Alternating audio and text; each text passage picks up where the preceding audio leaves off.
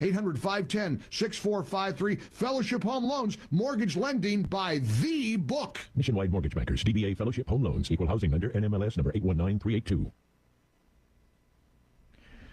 Well, apparently someone is very sick, very evil. Countries across Central Europe have pulled Hip-branded baby food off shelves after rat poison was found in some of the jars. The company recalled the jars after samples from Austria, Slovakia, and the Czech Republic were found to be contaminated. Authorities believe that human tampering was involved. Hip says the recall is not due to a product defect. The rat poison can prevent blood from clotting. Symptoms of ingesting it may appear 2 to 5 days after consumption. I'm Lisa Dwyer. 5 months after Hong Kong's deadliest fire in decades, thousands of displaced fire victims starting to return to see what's left of their homes and retrieve whatever belongings they can.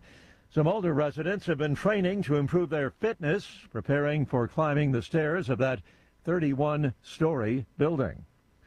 News and analysis, townhall.com. Word to the wise for anyone planning on booking a flight anytime soon. Experts say booking earlier and staying flexible on dates, destinations, and departure airports can help reduce your cost. Packing light means avoiding rising bags. Using airline points or signing up for a travel credit card are other ways to make flights more affordable. And officials caution consumers against purchasing basic economy tickets. Even though they are the cheapest, they may rule out refunds or credits if you need to cancel. Jason Walker reporting. Elon Musk has been summoned to Paris, part of an investigation into alleged misconduct on the social media platform X. French authorities looking into the spread of child sexual abuse material and deep fake content. It's said to be a voluntary interview. We don't know if Musk will show up. More on these stories at townhall.com. It's the Michael Patrick Leahy Show, broadcasting live from downtown Nashville. Now, here's Michael Patrick Leahy. Good morning, and welcome to the Michael Patrick Leahy Show. We are broadcasting live from our studios in Nashville, Tennessee. It's time for the Morning Rundown, which is brought to you every weekday at this time by our good friends at the Glock Store, glockstore.com, located just a few miles from the airport, right here in Nashville, Tennessee. So here we go. Here is the Morning Rundown for Monday, April 20th, 2026.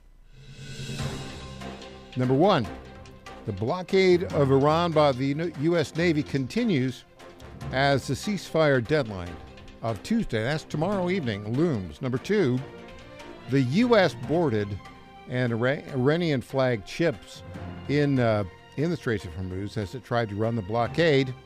They first shot a hole in the ship's engine room, and then the Marines took over the ship. Number three, Iran now says it has closed the straits. When they're open, they're closed, or open, they're back and forth all the time. Number four, will they or won't they? Basically, envoys Steve Witkoff and Jared Kushner are apparently on their way to Islamabad, Pakistan, for a second round of peace talks, but now the Iranians say they won't show up.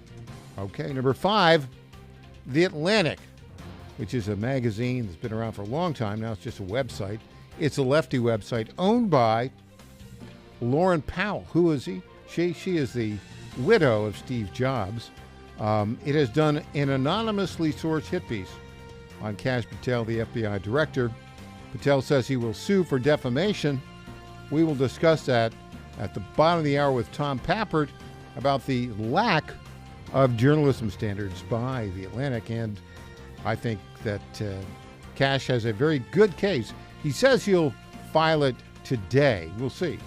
And number six, United States Democrats go to Europe where they basically blast President Trump for the war in Iran.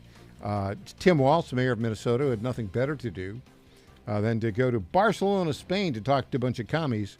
And another person, Senator Chris Murphy from Connecticut, nothing else to do, nothing better to serve his constituents in Connecticut than to go to Barcelona, Spain and talk to a bunch of commies. Number seven, the Tennessee General Assembly is winding down to a close. It's going to be a photo finish. A lot of stuff has been accomplished.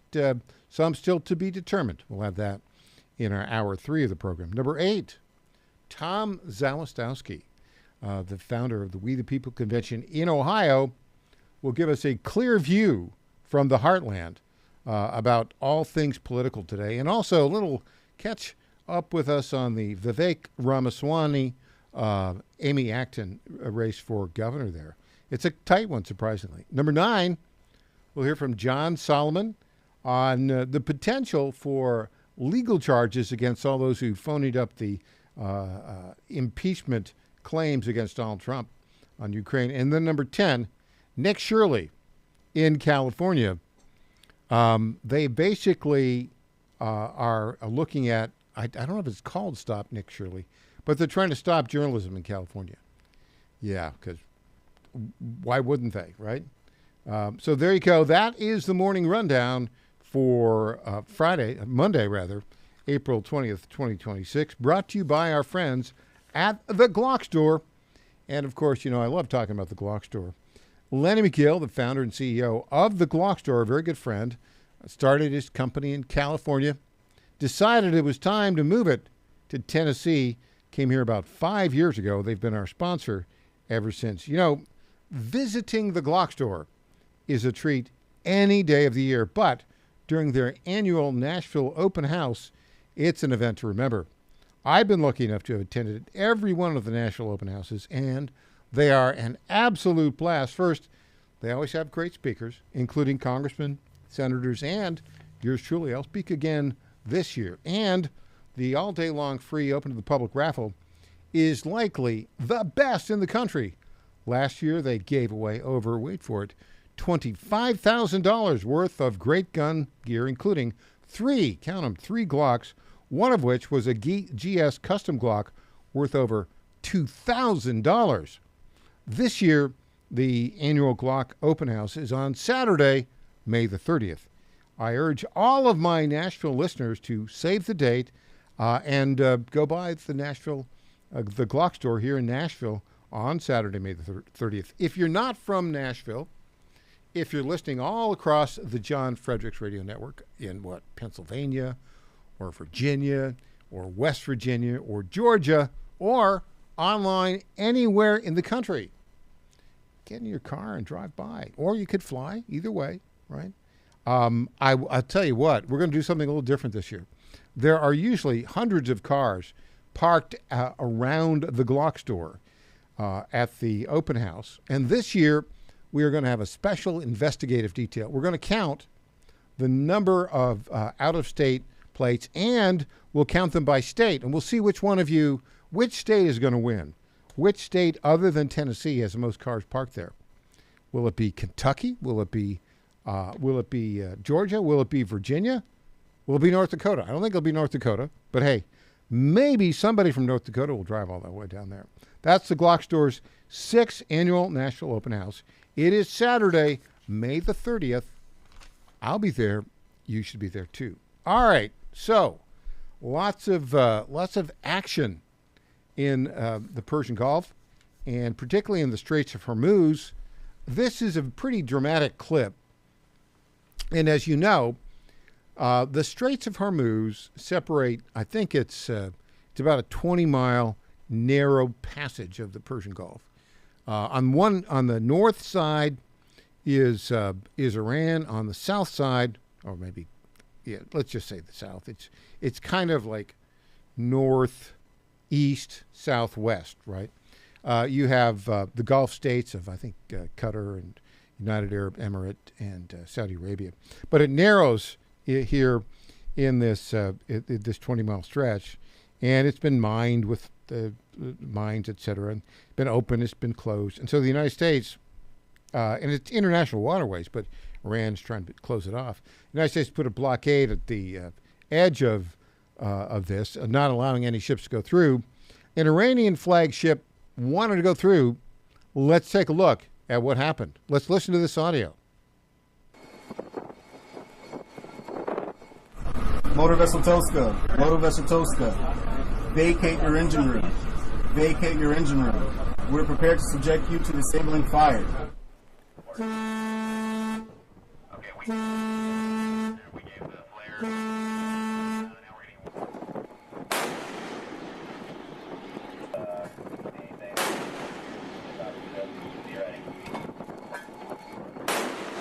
Okay, so they warned them for about 6 hours, and basically they said, we're going through.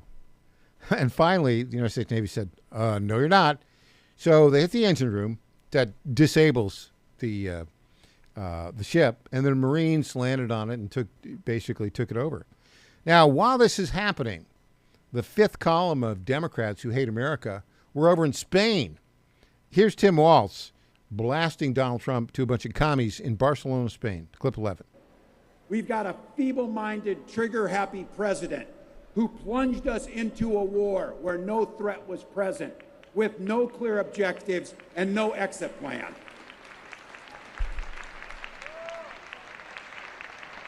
We need to call that what it is. That's fascism. Or at least it's fascist curious, as they would be.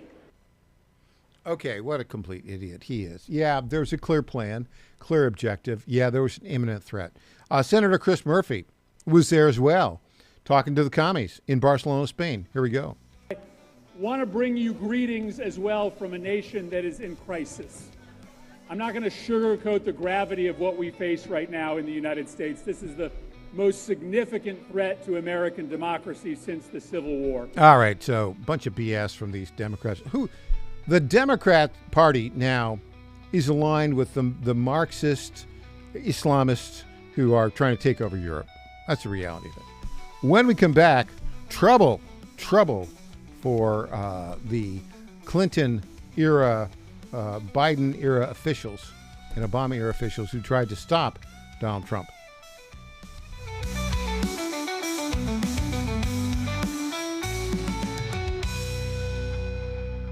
Now more than ever, it's imperative to support companies that share our conservative values. That's why I can't be more excited to tell you that I've switched my family to Patriot Mobile. Patriot Mobile is America's only Christian conservative wireless provider. When you switch to Patriot Mobile, you shift your support away from the leftist, woke, progressive agendas of Big Mobile. Patriot Mobile's wireless service works perfectly and seamlessly as you go about your lives with exceptional nationwide coverage that uses the same towers the main carriers use. Patriot Mobile donates a portion of every dollar earned to causes you care about, to organizations that fight for religious freedom, First and Second Amendments, sanctity of life, and the needs of veterans and first responders. Patriot Mobile has plans to fit any budget, along with great discounts for our veterans and first responder heroes, as well as multi-line users. Switching is easy. Just go to patriotmobile.com/Godzilla or call their U.S.-based customer service team, 972-PATRIOT. That's 972-728-7468. Use offer code Godzilla for free activation.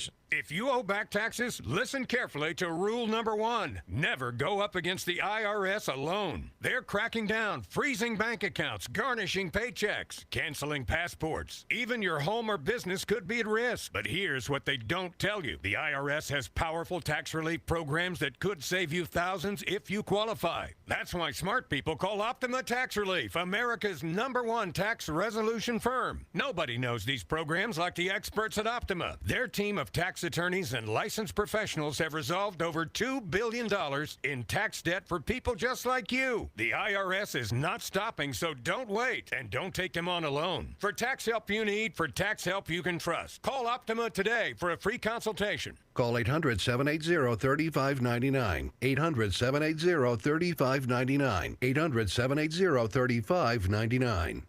Optima Tax Relief. Some restrictions apply. For complete details, please visit OptimaTaxRelief.com.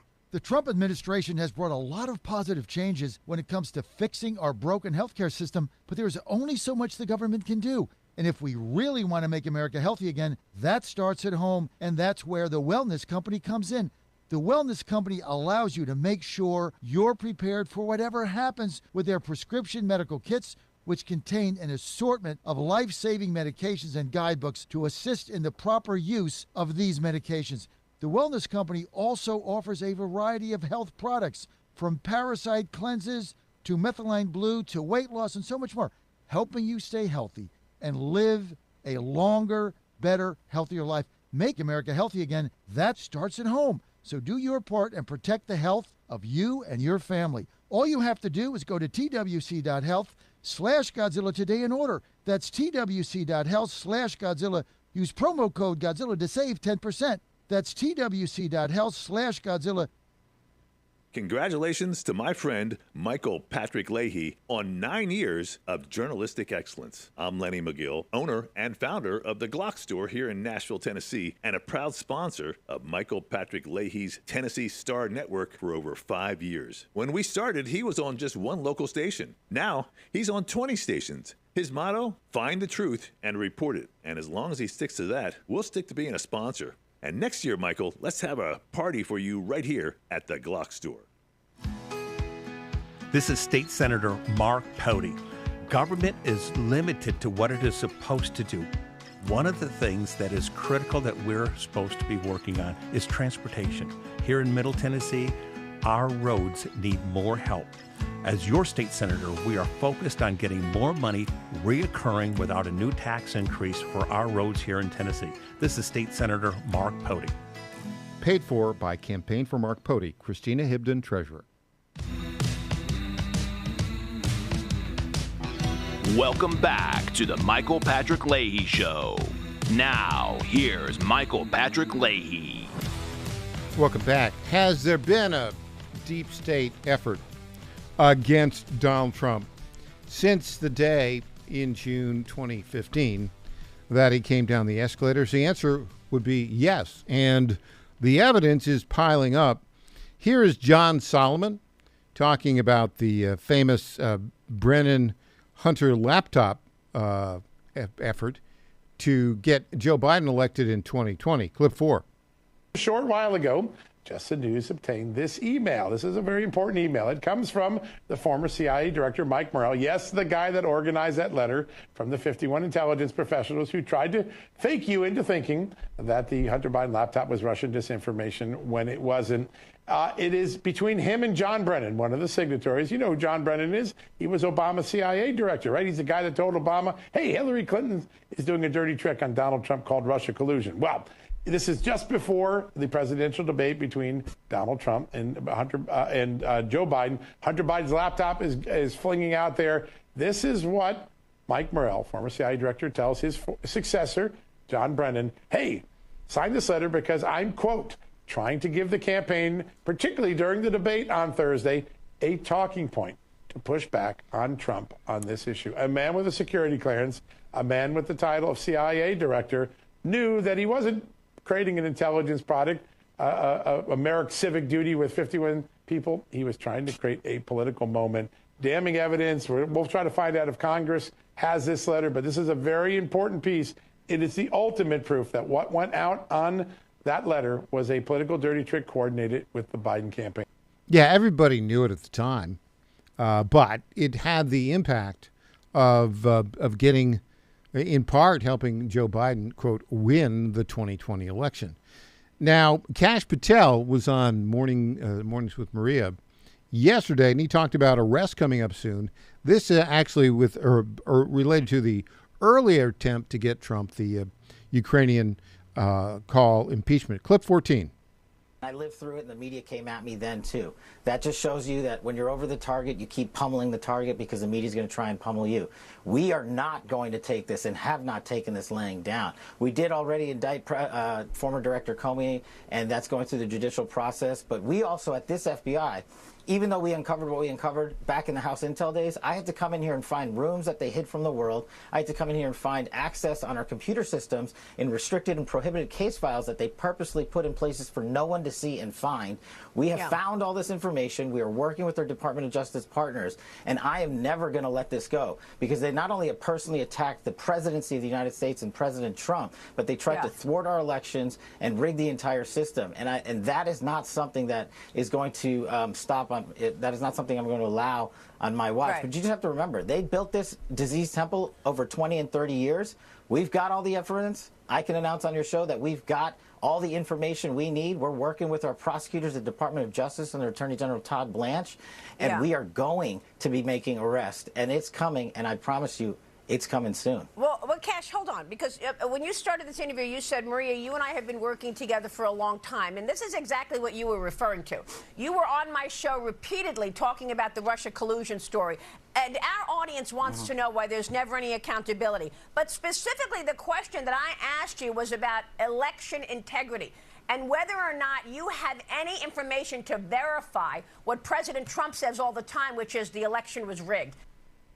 Yeah. And he went on to say, yeah, we're going to be doing stuff on that very soon. Now, there's a related story. It's kind of interesting. This has to do with 2020. You go back, actually, and we've got so many instances of deep state lying about Donald Trump. Of course, the 2016 election, which he won, the 2020 election, which he, quote, lost, and then the 2024 election, which he won.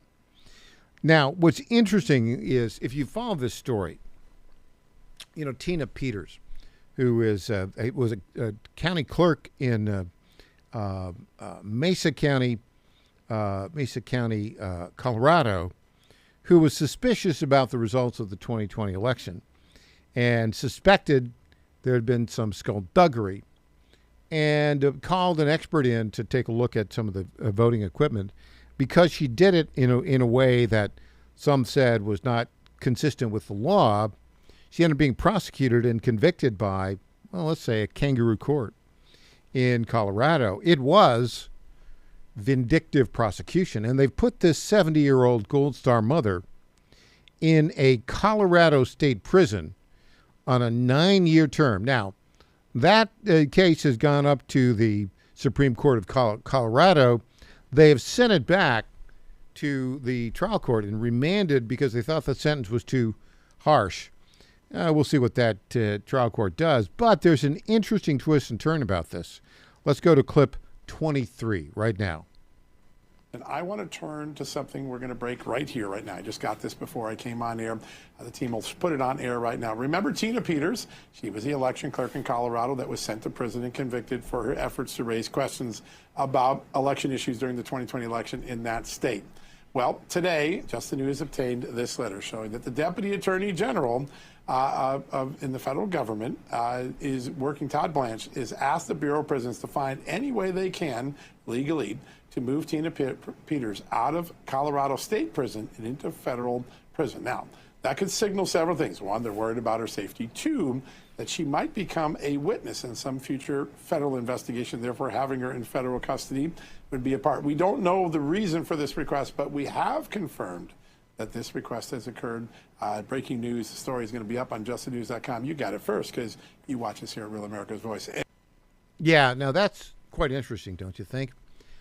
First, she's been unjustly convicted, but, you know, I think we'll have a clip a little bit later about David Sachs, the entrepreneur, the specialist in, what is he, AI, that guy. He said, interesting, we'll play this a little bit later, if you have property in a blue state, it is not safe.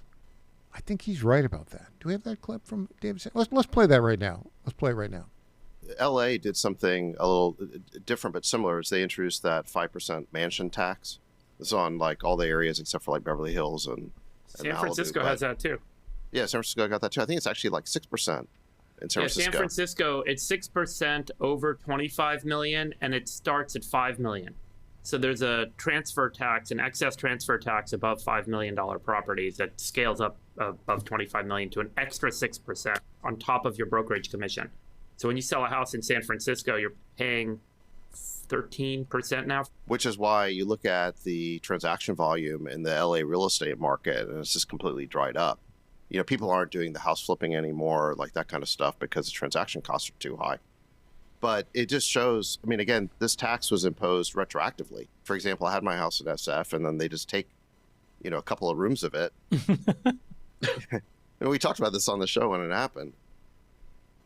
But my point is just your property is not safe in blue states. And wealthy people who have a choice of where to park their money are going to increasingly realize that. And they're not going to buy. I think real estate in blue states is dangerous because the political class thinks that they can take a chunk of it.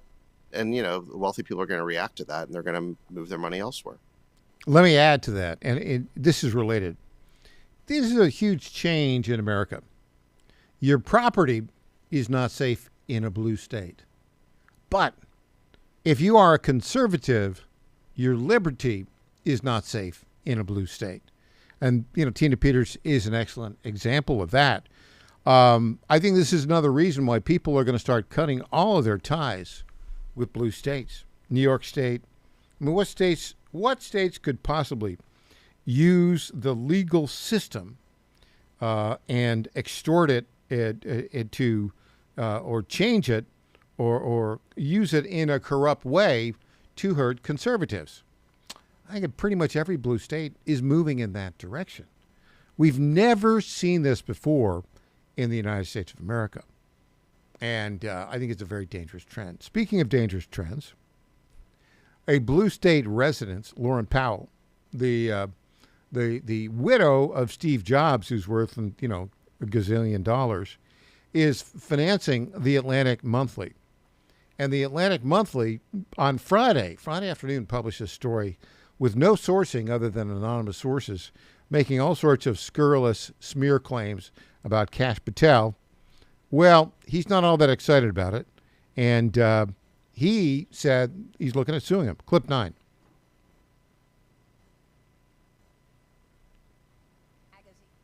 The Atlantic magazine director is alleging that you have a drinking problem, that it is getting in the way of your work running the FBI. What is your response this morning to this article?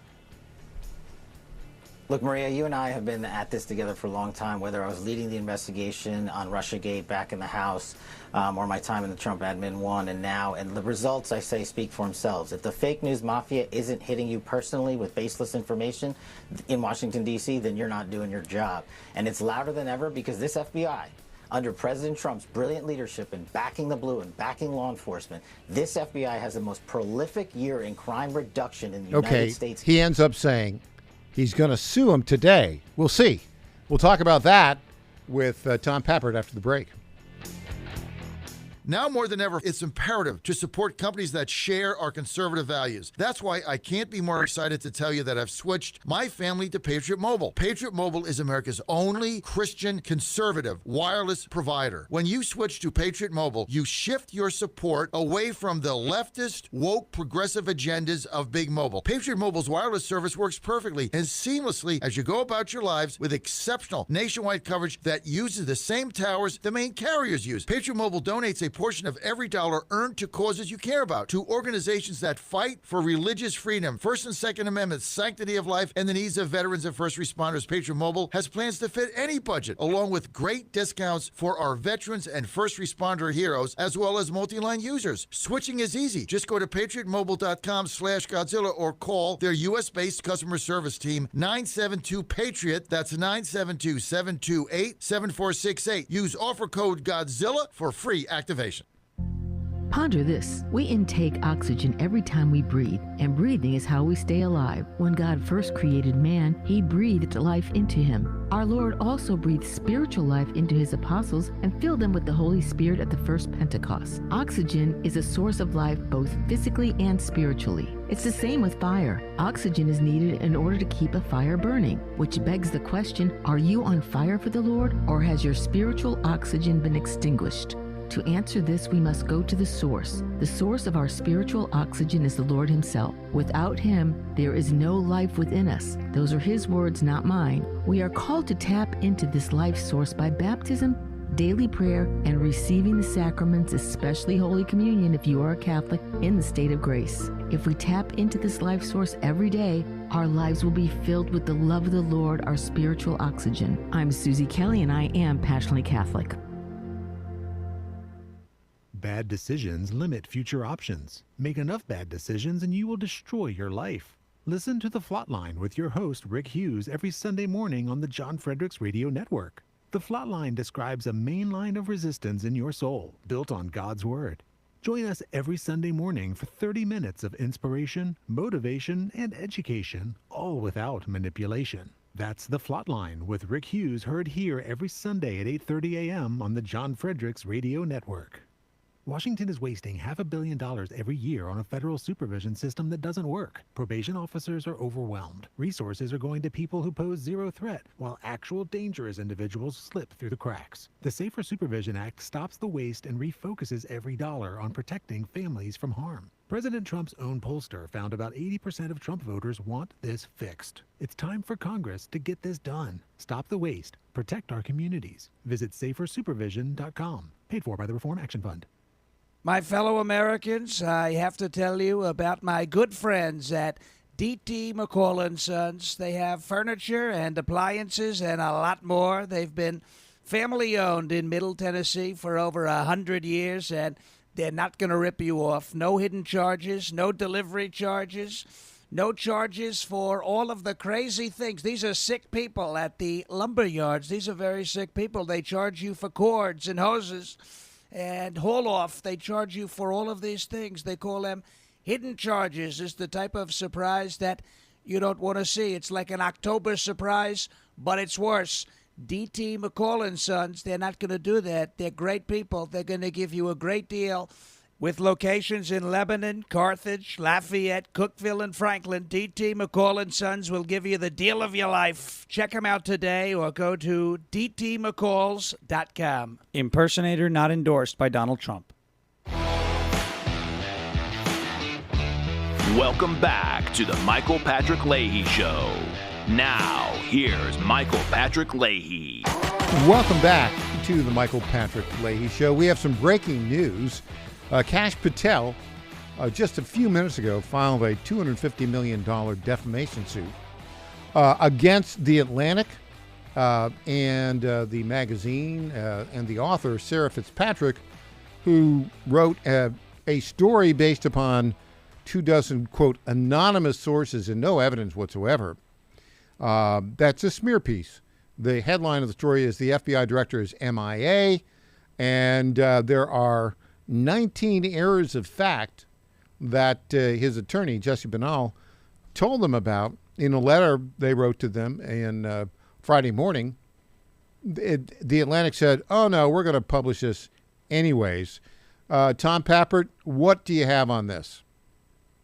Well, Michael, the lawsuit is 19 pages long. It's obviously filed by some very impressive lawyers that are well known in the conservative political realm. And the first 2 or 3 pages are essentially the greatest hits of Kash Patel's FBI, pointing out crimes down, arrests are up. And all of this is, according to The Atlantic, happening while the FBI director is so drunk, so inebriated that they are considering breaking down doors to get him because he's been locked up in a hotel room for so long. It essentially makes it out to be that this publication, The Atlantic, published an article that could not have possibly been true due to the sheer abundance of facts that are coming out of the FBI. Some of this, by the way, they're saying that he's unable to be reached on specific days, and there's social media posts of Kash Patel apparently visiting FBI field offices on these exact dates. It seems to me that this is a very compelling lawsuit, the most important reason being that despite having 111 minutes, less than 2 hours to respond on Friday night when The Atlantic sent its request for comment, Patel's lawyers sent that massive letter that you were referencing. I think it's 4 pages long, and it essentially debunks line by line every single piece of the publication's article. And because that letter went out, I think that he's got a decent shot of proving what the lawyers call actual malice. But Michael, the most important, the most interesting part of this lawsuit is that these sources, these dozen or so anonymous individuals, are described specifically as somebody with an axe to grind. And I would just note that in the second to last paragraph of the article published by The Atlantic on Friday, they specifically say, quote, Patel fired members of a counterintelligence squad that was devoted in part to Iran days before the Trump administration began the conflict there. It almost makes you wonder if these are people who got fired. Maybe there was a good reason they got fired, and then they ran to The Atlantic to make their case to the media. Yeah, now let's talk about journalistic standards here. because I went through and we had to print out the entire story. It was behind a paywall. But I looked to see what sort of evidence they used here. They linked to just two stories, one written by the author, or co-authored by the author, Sarah Fitzpatrick, who's only been at the Atlantic since September of last year. Previously, she was with NBC News, and before that, with CBS's 60 Minutes. She has a master's degree from Columbia School of Journalism and is an adjunct professor at Columbia School of Journalism. That right there is a warning sign, right? But I'm looking at this, and the two stories they linked to, one was a New York Times story about the dismissal of certain FBI agents, and the other was an article that they wrote using similar sourcing that Kash Patel was concerned about possibly being fired by Donald Trump. Tom, we have very clear journalistic standards at the Star News Network and the Tennessee Star.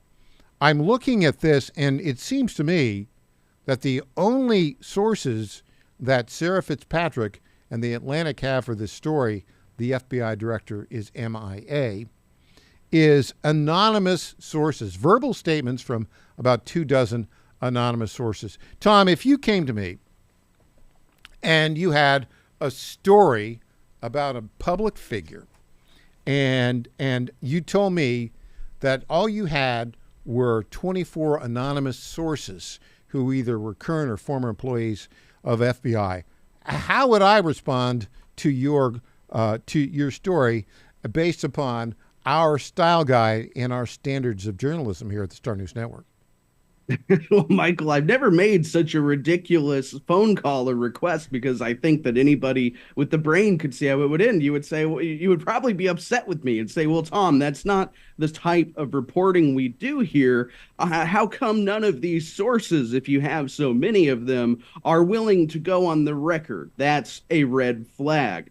And I certainly would not recommend, hey, Mike, the article's in. Can we hit publish in 111 minutes? I just sent my request for comment right now. That is what takes it from being a little bit on the bubble in my mind to being completely absurd. To give the FBI director less than 2 hours to respond to the Atlantic's 10,000-word magazine article. These people don't publish anything less than something that length. It takes it to the point, Mike, where I think that we would be having a serious conversation about my future if I brought something like that to your desk. Well, here's the thing about this, Tom. When we do stories and we are seeking response from the subject of a story, just tell our listeners, how long do we typically allow people to respond out of fairness, even if we think that they've, that perhaps they're not being totally honest about things? How long do we give them to respond typically? Well, if at all possible, I mean, the rule of thumb is 24 hours. Now, sometimes a message will go out, an email, a phone call, etc., will go out at 8 a.m. and we'll say 5 p.m. But never on earth in my memory can I say, Mike told me to do a 111-minute deadline, less than 2 hours to give me a comment, or else we're going to the presses. Now, this complaint, with Kash Patel as the plaintiff, as an individual, was filed just a few minutes ago in the federal district court in the District of Columbia. Do I have that right, Tom? That is correct. It's yet to be assigned to a judge, but I know it does seem a bit interesting that Patel would choose Washington, D.C. to file this lawsuit. The company, of course, the Atlantic, it operates based out of Delaware, a Delaware-based LLC or Delaware-based corporation. Yes, legally incorporated in Delaware. Its offices are in Washington, D.C. Kash Patel, I think, claims to be a resident of Nevada, but the FBI's headquarters are in Washington, D.C. Right. So this, of course, means that he's going to be going up against the Washington, D.C. Circuit Court of Judges, who may view the Atlantic as their friend and ally, and FBI Director Kash Patel as an ideological enemy. But I think perhaps the fact that he filed in such a potentially unfriendly court where he might get a Obama-appointed judge that hates his guts, I think it speaks to the strength of the litigation. Right. Again, this is a 19-page lawsuit that essentially deconstructs the entire Atlantic article and its argument while answering every single one of its charges. I think that there's a real possibility that publication could be in trouble. Yeah, I think so. I think the choice of venue of District of Columbia, probably they were looking at the so-called anti-SLAPP laws in Delaware and Nevada, which are not favorable towards plaintiffs. And they said, look, we may have difficulties in the district court, but the appellate court in D.C. and the Supreme Court are likely, if they would take the case, if we go that far, would likely rule in his favor. That's what they're thinking. Now, I think Kash Patel has a very strong case here for defamation. It requires a false and defamatory statement of fact, not pure opinion. Publication to a third party. They have actual malice, which includes reckless disregard for the truth. Now, you look at that, Tom, and we would, because we've been doing this for well over 9 years at the Tennessee Star, there's no way that we would have ever published such a reckless story based upon, a couple dozen anonymous sources, many of whom probably have an axe to grind. I think he has a very strong case here. Interestingly enough, the case will be assigned by Chief Judge James Boasberg, who himself is already under heavy, heavy scrutiny. We don't know who it's going to be assigned to, but I think they're going to take their chances with the judge, don't you think?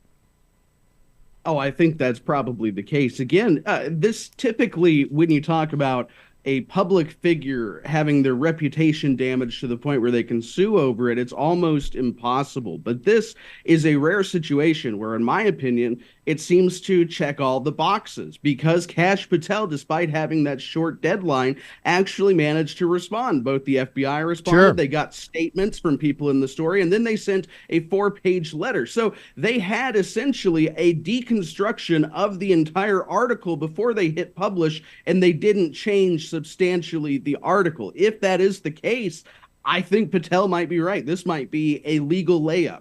Yeah, and let me take a look at this, the claims that they made. Again, these are claims based upon anonymous sources, some of whom may have been fired from the FBI, some of them may be, holdovers from the Biden-era FBI. And we know the Biden-era FBI was very ideologically motivated. Here's one of the claim number 8. They allege breaching equipment was requested at the FBI headquarters in case it was needed to reach Patel in an emergency. Apparently, the claim was, once he was he wouldn't open the door and they might have needed breaching equipment. There's no corroborating public record whatsoever for that. I mean, this seems to me to meet the standard of reckless disregard for the truth. Tom Pappard, your thoughts?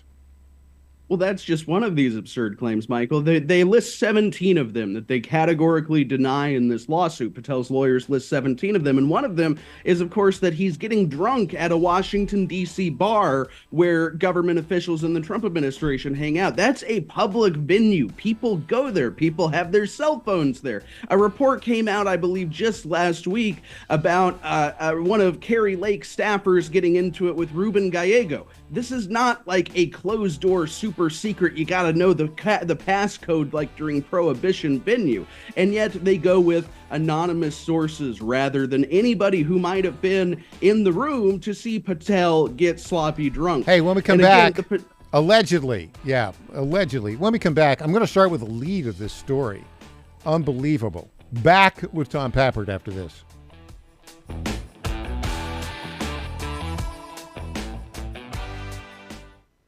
Each of us is born with 30 trillion cells that make us. These cells determine how we feel, perform, sleep, focus, and how long we live. And to live our best life, all we have to do is feed our cells properly. But most supplements don't reach our cells, keeping us from reaching our full potential. Make every cell count with Healthy Cell. Founded with a mission to empower people to take control of their own health at the most fundamental level, the cell. Dr. Vincent Giampapa, world-renowned cell researcher and medical doctor, created supplements that work at the cellular level to support immune health, better sleep, sharper focus, and healthy aging. Go to healthycell.com and use code GODZILLA for 20% off your first order of any product. That's healthycell.com, HEALTHYCELL, and use code GODZILLA for 20% off. How much did you win at Rosie's Gaming Emporium? Hi, I'm Jerry from Richmond. I won a $23,000 jackpot at Rosie's. I'm Tammy. I'm from Newport News, and I just won a $5,400 jackpot from Rosie's. Hi, my name is Kim, and I'm from Gloucester, Virginia, and I won $99,000 jackpot at Rosie's. Are you ready? Learn more about Rosie's rewards and jackpots at rosiesgaming.com. Must be 18 or older. Problem gambling? Call 1-888-532-3500. All right, folks, I need you to do something right now. Go to johnfredericksradio.com and take our brand new 2028 Republican presidential straw poll. Who do you want leading the ticket? Don't let the elites decide. Make your voice heard. While you're there, weigh in on two huge issues: eminent domain reform and President Trump's tariff policies. Are they protecting American workers or hurting growth? This is your movement, your vote, your voice, your choice. Go to johnfredericksradio.com right now and take the poll. Have you seen what's happening in Richmond? They've gone nuts. Spanberger was supposed to be a moderate. But she's raising taxes, jacking up electric bills, siding with illegal immigrants. And coming after our guns. You know, the Richmond liberals just outlawed the most popular common firearms. That's not all. They're stealing our seats in Congress. They've drawn new districts. 10 seats rigged for the liberals and only 1 for us. 10 seats for liberals? Wow, even you could count to 10. 10 seats rigged for liberals. Yeah, and I know what they would do, too. Higher taxes, more illegal immigrants. And gun bans. You'd better vote no to defeat the referendum. Okay, how do I do that? Well, you can vote early and vote no right now. Voting is open until April 21st. And I'm supposed to vote no. Vote no to stop the radical liberal takeover of our seats in Congress. Okay, let's vote no. Vote no by April 21st. All I have to do is vote no. Surely you can get that right. Paid for by Virginians for Fair Maps RC. Congratulations to my friend Michael Patrick Leahy on 9 years of journalistic excellence. I'm Lenny McGill, owner and founder of the Glock Store here in Nashville, Tennessee, and a proud sponsor of Michael Patrick Leahy's Tennessee Star Network for over 5 years. When we started, he was on just one local station. Now, he's on 20 stations. His motto, find the truth and report it. And as long as he sticks to that, we'll stick to being a sponsor. And next year, Michael, let's have a party for you right here at the Glock Store. This is State Senator Mark Pody. Government is limited to what it is supposed to do. One of the things that is critical that we're supposed to be working on is transportation. Here in Middle Tennessee, our roads need more help. As your state senator, we are focused on getting more money reoccurring without a new tax increase for our roads here in Tennessee. This is State Senator Mark Pody. Paid for by Campaign for Mark Pody, Christina Hibden, Treasurer. Welcome back to the Michael Patrick Leahy Show. Now, here's Michael Patrick Leahy. Welcome back to the Michael Patrick Leahy. Okay, show. Let's go to Tom Pappert.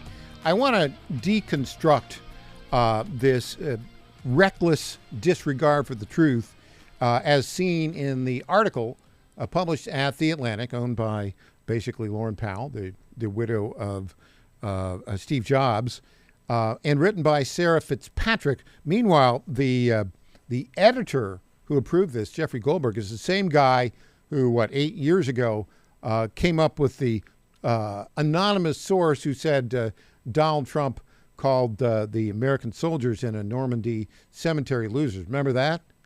Nobody else. Suckers and losers hoax. Complete and total fabrication. Yeah, another fabric. So let's just look at the very first paragraph of this story, Tom, and then let's you and I talk about how we would have analyzed the veracity of this claim. By Sarah Fitzpatrick. The FBI director is MIA, April 17th, 2026, published at The Atlantic. It's behind a paywall, but we figured out how to get the whole thing. Lead, on February On Friday, April 10th, as FBI Director Kash Patel was preparing to leave work for the weekend, he struggled to log into an internal computer system. Really? That's your lead? He quickly became convinced that he had been locked out. How does she know that he was convinced he'd been locked out? And he panicked. Again, where's that verb come from? Frantically calling aides and allies to announce that he had been fired by the White House. Really?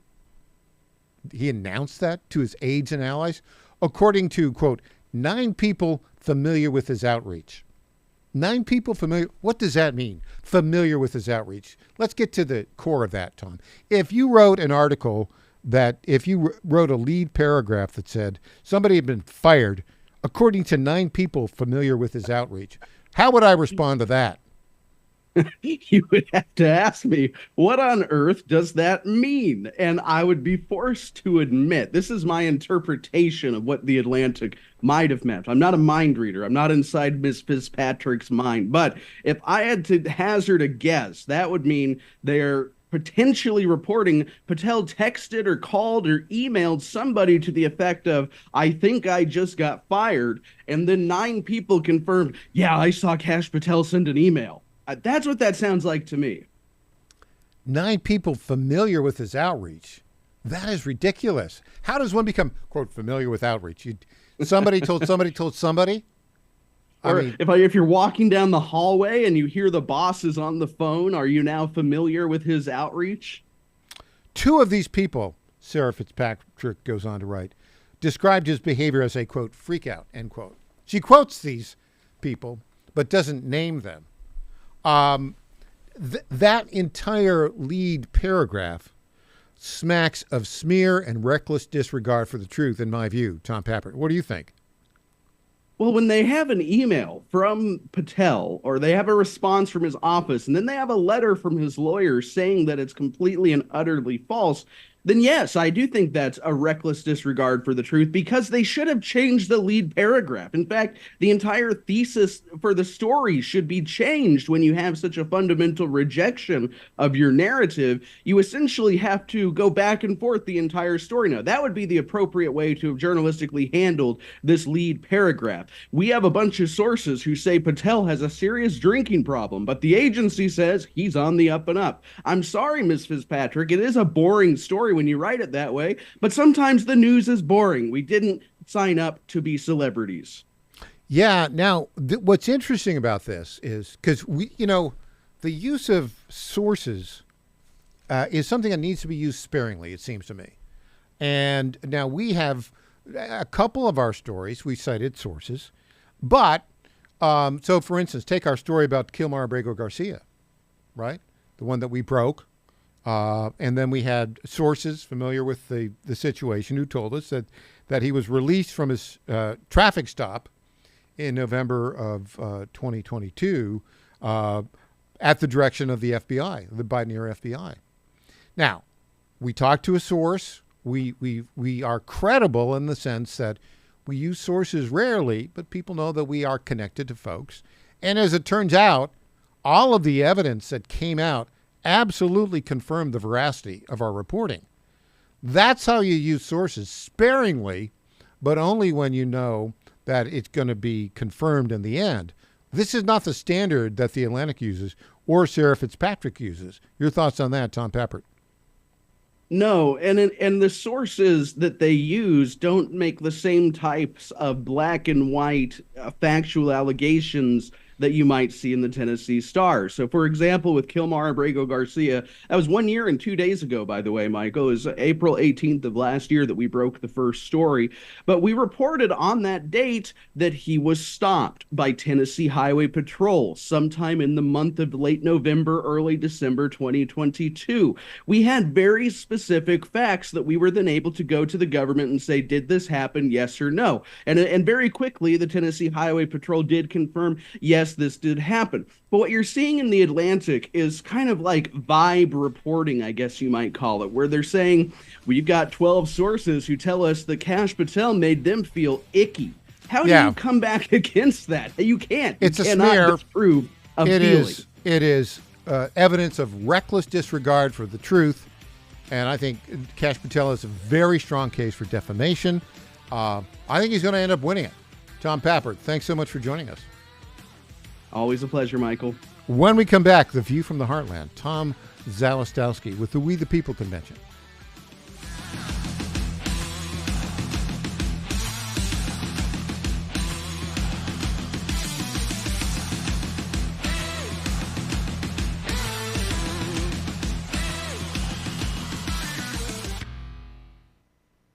In 2008, the amount of concentrated time people could spend on a task without becoming distracted was 12 seconds.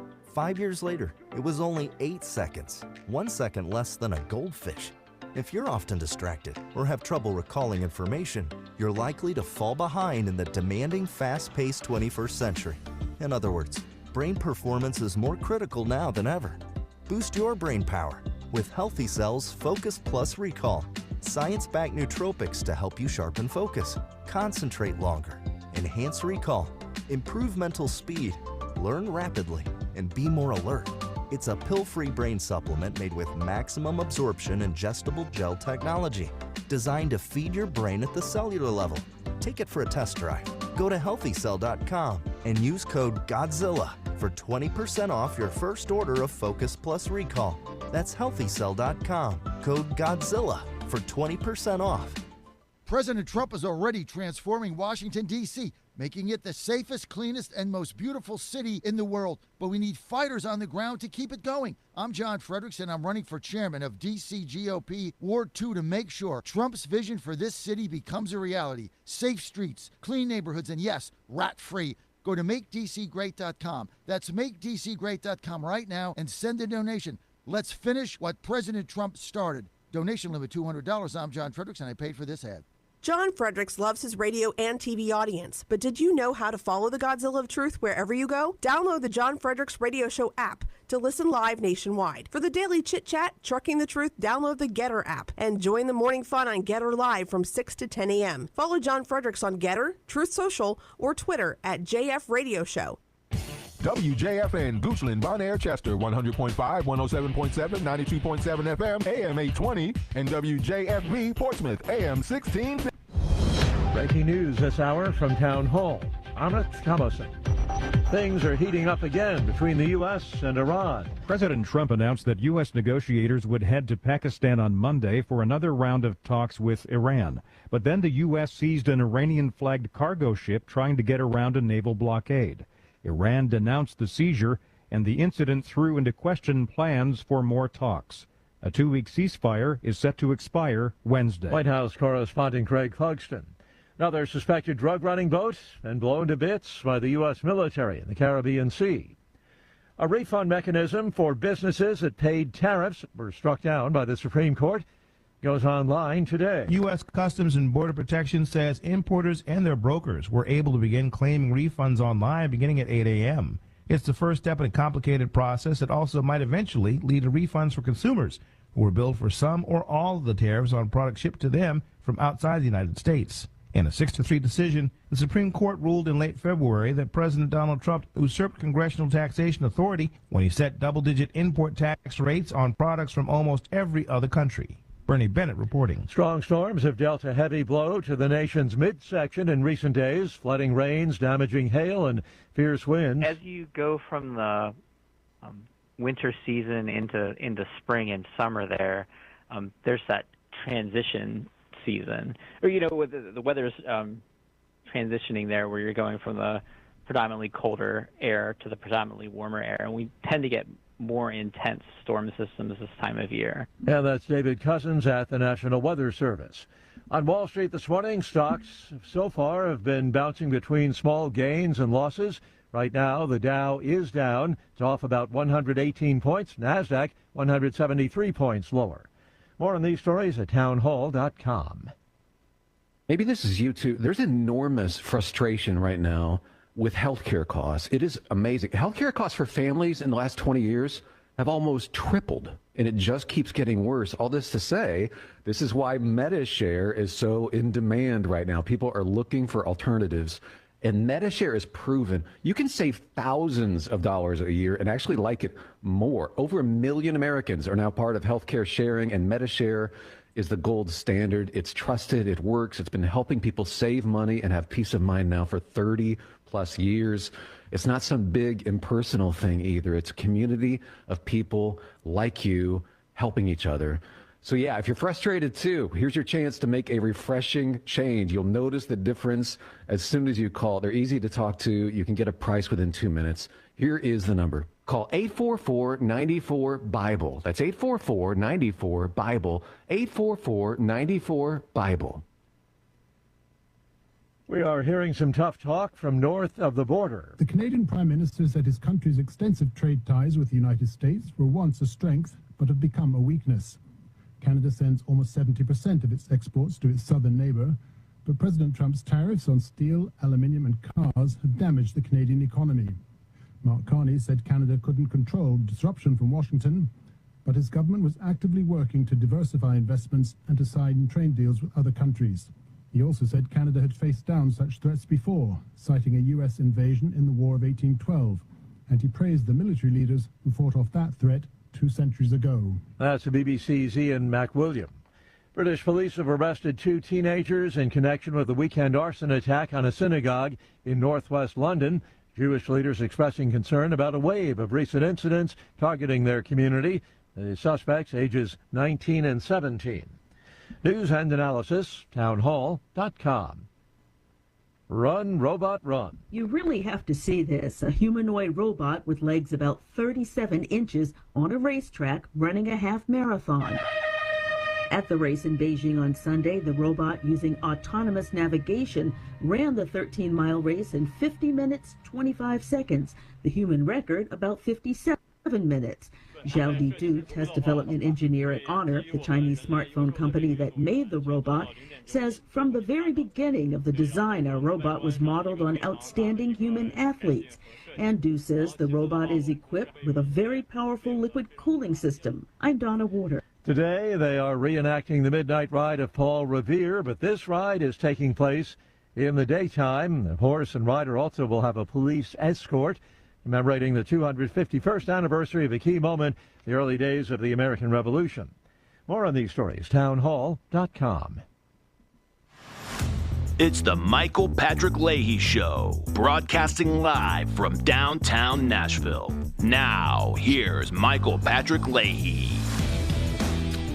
We are delighted to be joined on our Zoom Newsmaker line by our very good friend for many, many years, the one, the only Tom Zalistowski, founder of the We the People Convention in Ohio and an early Tea Party leader. Good morning, Tom. Good morning, Michael. Great to be with you again. Tom, I want to talk about a growing problem in the country. You see it there in Ohio. But I guess I would call that the fifth column of Democrats who hate America. And there is no more evidence of that, no greater evidence of that than the weekend episodes of Governor Tim Walz of Minnesota going to basically a commie convention in Barcelona, Spain, and lying through his teeth about Donald Trump and the war against Iran. And then Senator Chris Murphy from Connecticut going to that same anti-American commie convention in Barcelona and attempting to undermine the foreign policy of our elected president, Donald Trump. This, I think, Tom, is a very dangerous turn from the left in America designed to destroy America. Am I overreacting? Oh, no, Michael, you're not overreacting. I think that anybody that, grew up as a Democrat, their parents were Democrats, and they thought, the Democratic Party was for the working man and woman and all that stuff, those actions this weekend should shatter that into pieces. These are not people who love America. They sure aren't people who love working class Americans, and they literally do hate the United States of America. And so much for the old, politics stops at the water's edge type stuff. These are these people hate us, and I want everyone to see it. So I'm glad you're highlighting it, because you can't deny that they shouldn't be doing this. No American wants to see a governor of our state or a senator or someone going out and trashing America overseas. And yet that's what you're seeing. And it's no accident. They are who they appear to be. Yeah. It's interesting. You and I grew up with that phrase you just referenced. Politics stops at the water's edge. That was, a standard, typical American political perspective that had been around, I don't know, from the dawn of the Republic until even in the Vietnam War era. Why have they decided to attack the United States of America? Well, first of all, they're not Democrats, Michael. You and I know that. The Communist Party, USA or international, has taken over what used to be the Democratic Party. Okay, Bernie Sanders, OAC, Ilhan Omar, those aren't Democrats. They're stone cold communists. All right, Mondami in New York, all the rest of them. And this has been a plan since Woodrow Wilson to take over the United States, to destroy us from within, because the communists could never beat us in direct battle from without. And so this is the culmination of those decades of just inserting themselves first into our colleges and universities, then into our institutions and our government to do what? To destroy capitalism and destroy individual freedom, liberty, and prosperity, right? They're about the collective. They're about, the idea that the elites should decide, just like, Wilson, when he was president, was talking about that the elites should run the country because you poor folks can't run your own life. You need us to tell you how. We reject that. And now the fight has come to a head. And thankfully, because Donald Trump, and quite frankly, because of your efforts, Michael, and my efforts, and so many of the other patriots in the Tea Party movement, we are now fighting back and exposing them. And that's a good thing. The historical support for America outside of America has been well documented. You're nearby, a nearby state, an elected political official from a nearby state, Michigan. I'm sorry to say Michigan, because Michigan and Ohio, although neighboring states, have huge sports rivalries, don't they? Oh yeah, for sure, and economic rivalries, with the auto industry and all that for decades. Well, back in the late 40s, a Republican senator from Michigan, Senator Arthur Vandenberg, was the chairman of the Senate Foreign Relations Committee. But he worked very closely with the Democrat President Harry Truman on major foreign policy initiatives, including the Truman Doctrine. And he's the one who's basically the current version of the phrase, partisan politics stops at the water's edge. He was the originator of that phrase. There is no Democrat other than John Fetterman who's saying anything like that in the United States Senate today. Well, they're not saying anything like that. They're not saying anything good about America at all. When was the last time you heard any Democrat say anything good about America, including Michelle Obama, including Barack Obama, including Hillary Clinton? We are just the worst of the worst, except we're the best of the best. It's all propaganda. It's all lies. It's right out of the communist playbook, right? Rules for radicals and all the things that you and I taught people about for 16, 17 years now. And it's a real war. And Michael, this is the year we win the war.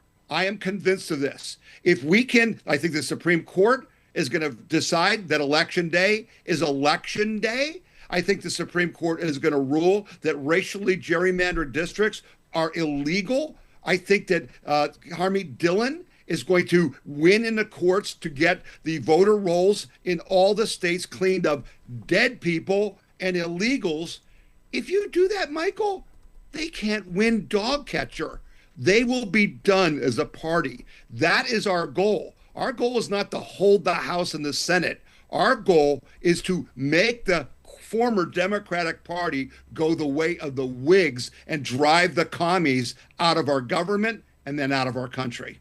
Yeah, I've heard the reference to Whigs before. There's a little bit different, however, and that is that in today's world, with the widespread use of internet and social media, crackpots are able to generate revenue and support. If you look at a bell curve, right, of political ideology, right now America's right, in the middle of that bell curve. But at the far ends, people are able to build up followings and supporters. Ro Khanna, for instance, the Democrat from California, was, talking about this on Sunday and basically claimed in essence that we're losing the war in Iran. What is he talking about? He's like Baghdad Bob, a propagandist. He is like Baghdad Bob. But Michael, did you see the stat last week that came out that like 63% of all the posts on social media, be it X, Instagram, TikTok, whatever, are generated by foreign actors to influence American opinion? Right. I don't know about you. I can barely find anything that's true on X anymore. I have to question everything I see, and it's maddening. But that's why you and I have so much more responsibility, because people are looking for the truth. And man, it's never been harder to find, even though we supposedly have so much information technology, right? All these things that are supposed to make information and communications better. And instead, it just makes it worse. Tom, when we come back, let's look at how this is all playing out in the heartland. You're there in Ohio, in Akron, and the heartland. You're plugged into a couple of the key midterm races, the gubernatorial race, Vivek Ramaswamy, Amy Acton, the Senate race, Sherrod Brown, John Holstead, and then, of course, all of the midterm races for the House. Let's take the temperature of people in Ohio and see what it looks like for the midterms. Back with Tom Zalestowski after this.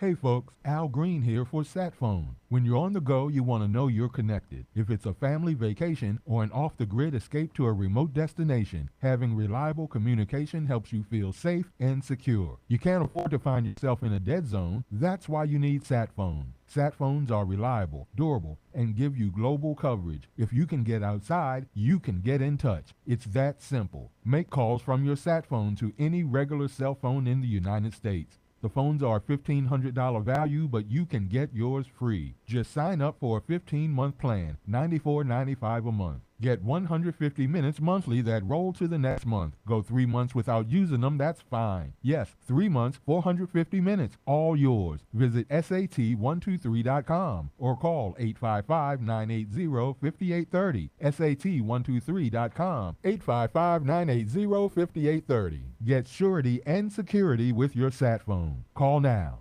Washington is wasting $500 million every year on a federal supervision system that doesn't work. Probation officers are overwhelmed. Resources are going to people who pose zero threat, while actual dangerous individuals slip through the cracks. The Safer Supervision Act stops the waste and refocuses every dollar on protecting families from harm. President Trump's own pollster found about 80% of Trump voters want this fixed. It's time for Congress to get this done. Stop the waste. Protect our communities. Visit safersupervision.com. Paid for by the Reform Action Fund. 1775 Coffee is giving away free starter kits. Try the dark or medium roast coffee with longevity blend, an infused blend with anti-aging supplements clinically proven to reduce biological age. When you purchase the first 2 bags, you'll receive a free 1775 starter kit, including a third 16-ounce bag of coffee, a matte black tumbler, a frother, a gold scoop, or a reusable K-cup filter. Just order now at 1775coffee.com/Godzilla and claim your free 1775 starter kit while supplies last.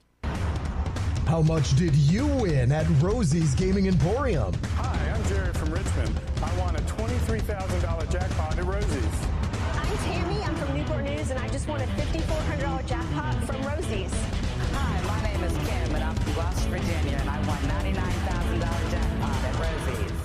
Are you ready? Learn more about Rosie's rewards and jackpots at rosiesgaming.com. Must be 18 or older. Problem gambling? Call 1-888-532-3500. The Cats and Cosby Show. It's the top news of the day. This show knows things before anybody else is transmitting it. I said 5 minutes after we make a deal, the price of crude oils can go down $20 a barrel. Well, it went down $20 a barrel today. It did. 15 days from now, and if it looks like we have a good deal, it'll go down another $25 a barrel. Cats and Cosby, 5 Eastern, 4 Central on the John Fredericks Media Network. And that's a good sign for us, obviously, and for the free world.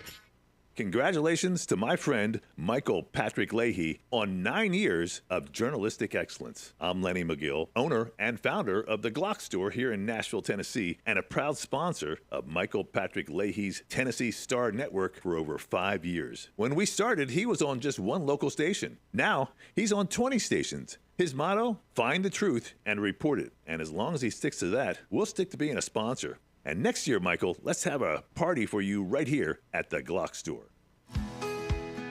This is State Senator Mark Pody. Government is limited to what it is supposed to do. One of the things that is critical that we're supposed to be working on is transportation. Here in Middle Tennessee, our roads need more help. As your state senator, we are focused on getting more money reoccurring without a new tax increase for our roads here in Tennessee. This is State Senator Mark Pody. Paid for by Campaign for Mark Pody, Christina Hibden, Treasurer. Welcome back to the Michael Patrick Leahy Show. Now, here's Michael Patrick Leahy. And welcome back to the Michael Patrick Leahy Show. Our guest, the great Tom Zawistowski, founder of the We the People Convention. Let's take a look at some Ohio politics. And let's start with what's the mood there. Here we are, April 20th, 2026. Midterm elections coming in November. You've got a primary there in May. I think the primary at the top level is pretty much all done. Vivek is going to win the Republican primary. Amy Acton will win the Democrat primary for governor. Sherrod Brown, the former senator, will win the Democrat primary. John Halstead will win the Republican primary for Senate. I don't know what's going on in the House. Is there any big primary election to be concerned about in Ohio next month? Well, there is, and it's really interesting. I'm glad we're having this discussion because I've started to get really concerned about the November election, and the primaries are going to reflect some of that. We have a weird situation here for the treasurer of the Ohio treasurer's position. A state senator, Christina Rogner, is running against a former House member, Jay Edwards. And the weird part, Michael, and you've seen this in Tennessee, you've seen this around the country, is like this Jay Edwards guy who actually sided with the Democrats when they took over the Republican-controlled House a couple of years ago. It's been endorsed by J.D. Vance and Bernie Moreno.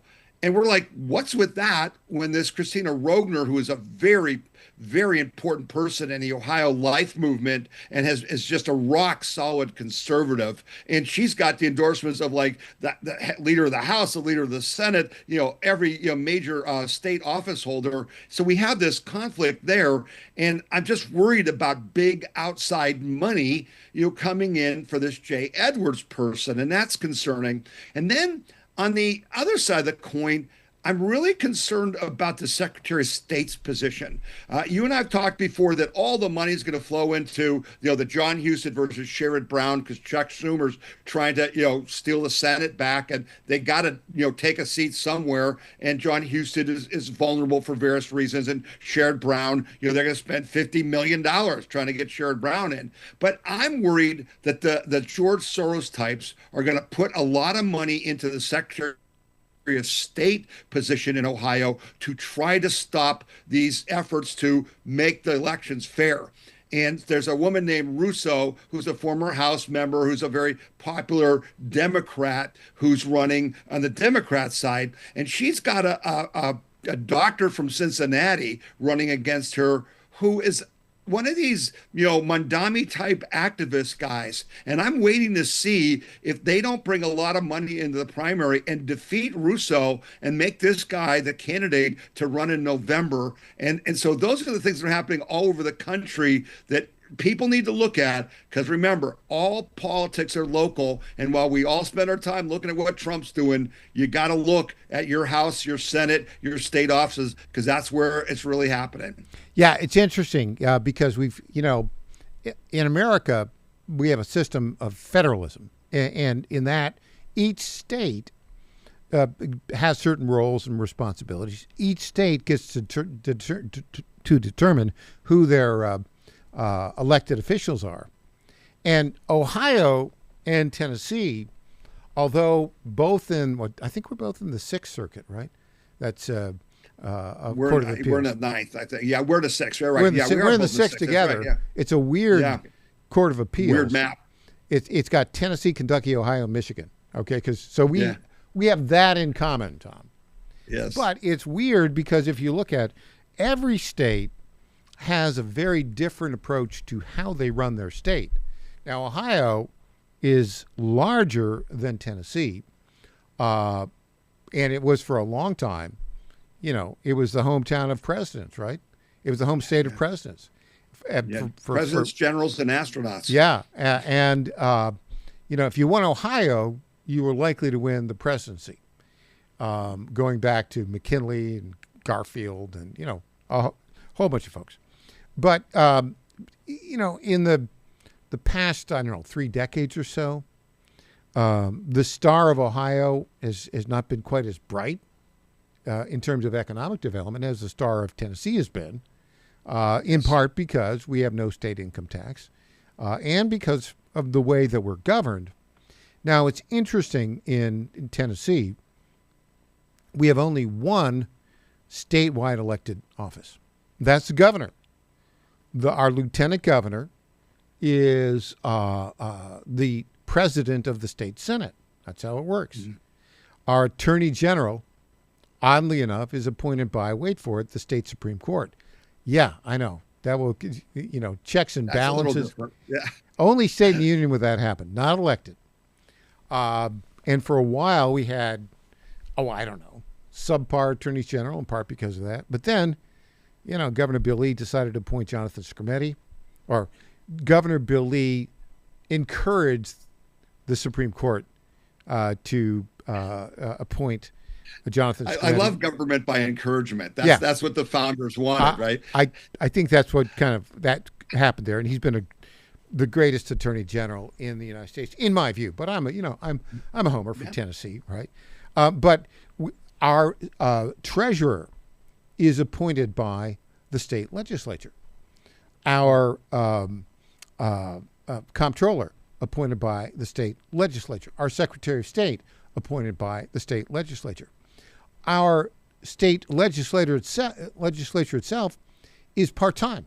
Indeed, it convenes in late January, and now, April 20th, it's about to end its session this week, it looks like. In contrast, tell us about Ohio. How many statewide elected offices are there, and is your state legislature full-time or part-time?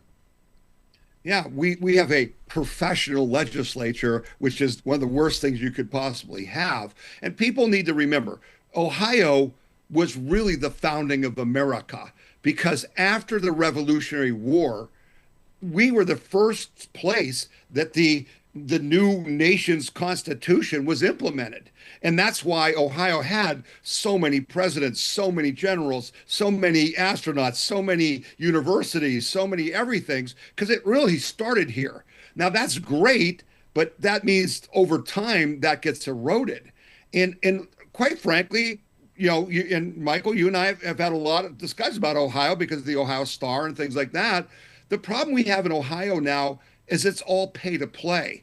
Our representatives, whether it's the House or the Senate, and our elected state officials are just so engaged with very wealthy industrialists and philanthropists and everything, that we the people have lost our agency.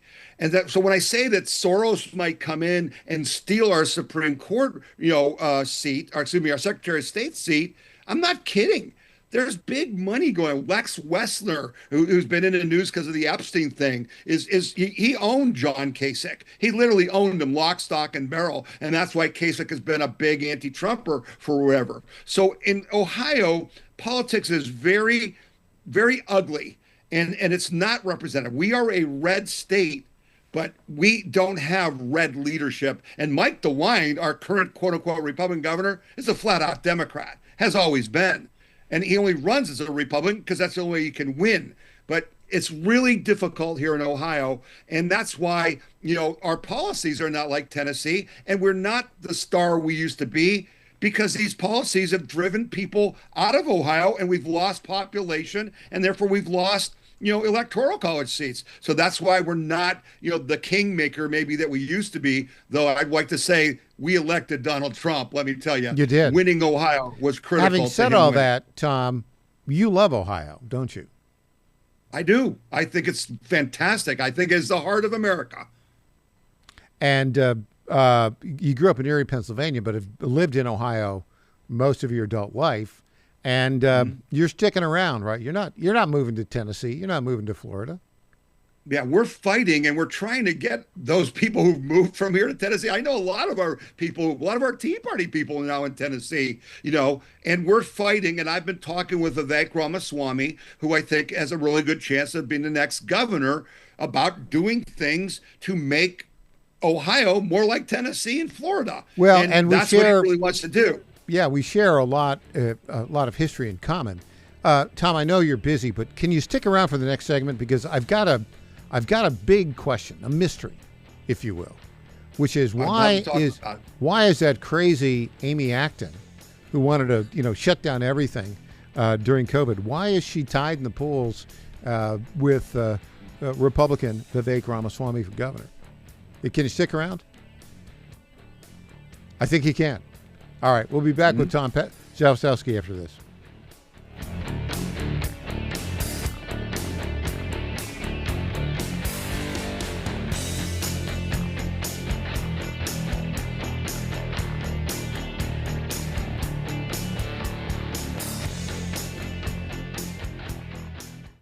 This is Crom Carmichael, CEO of Solti. We got a wonderful email from one of our customers up east named Joe, and here's what he had to say. I started taking Solti almost out of desperation with little hope, because I was resigned to the futility that although I was up to taking 2 statins a day, high cholesterol was something I just had to learn to live with. In fact, when I turned 60, after taking a stress cardio test, my doctor called me on a Saturday, which of course is never a good sign, and told me that I was clogged more than 95% of the people my age. I had an angioplasty and a stent procedure done at that time. Today, my stubborn triglycerides are only 1/3 of what they had been before starting taking Solti. My prescription statin dosage has shrunk from 60 milligrams to only 10 milligrams a day. My primary care doctor that I have had for many years still can't believe the results, and neither can I. Thank you, Solti, for providing such a wonderful product. And folks, I want to invite you to take care of your heart also by going to GodzillaHeart.com. That's GodzillaHeart.com. Use the code Godzilla at checkout, and you'll get a 50% discount on your initial shipment. Thanks so much.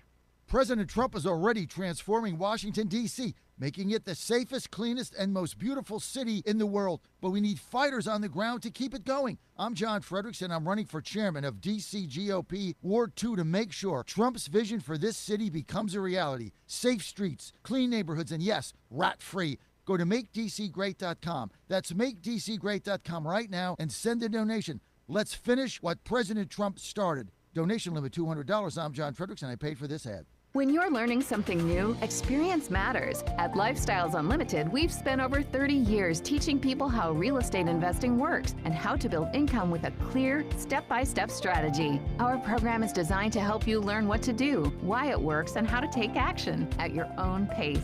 Join today for just $297, a 60% savings off the regular price.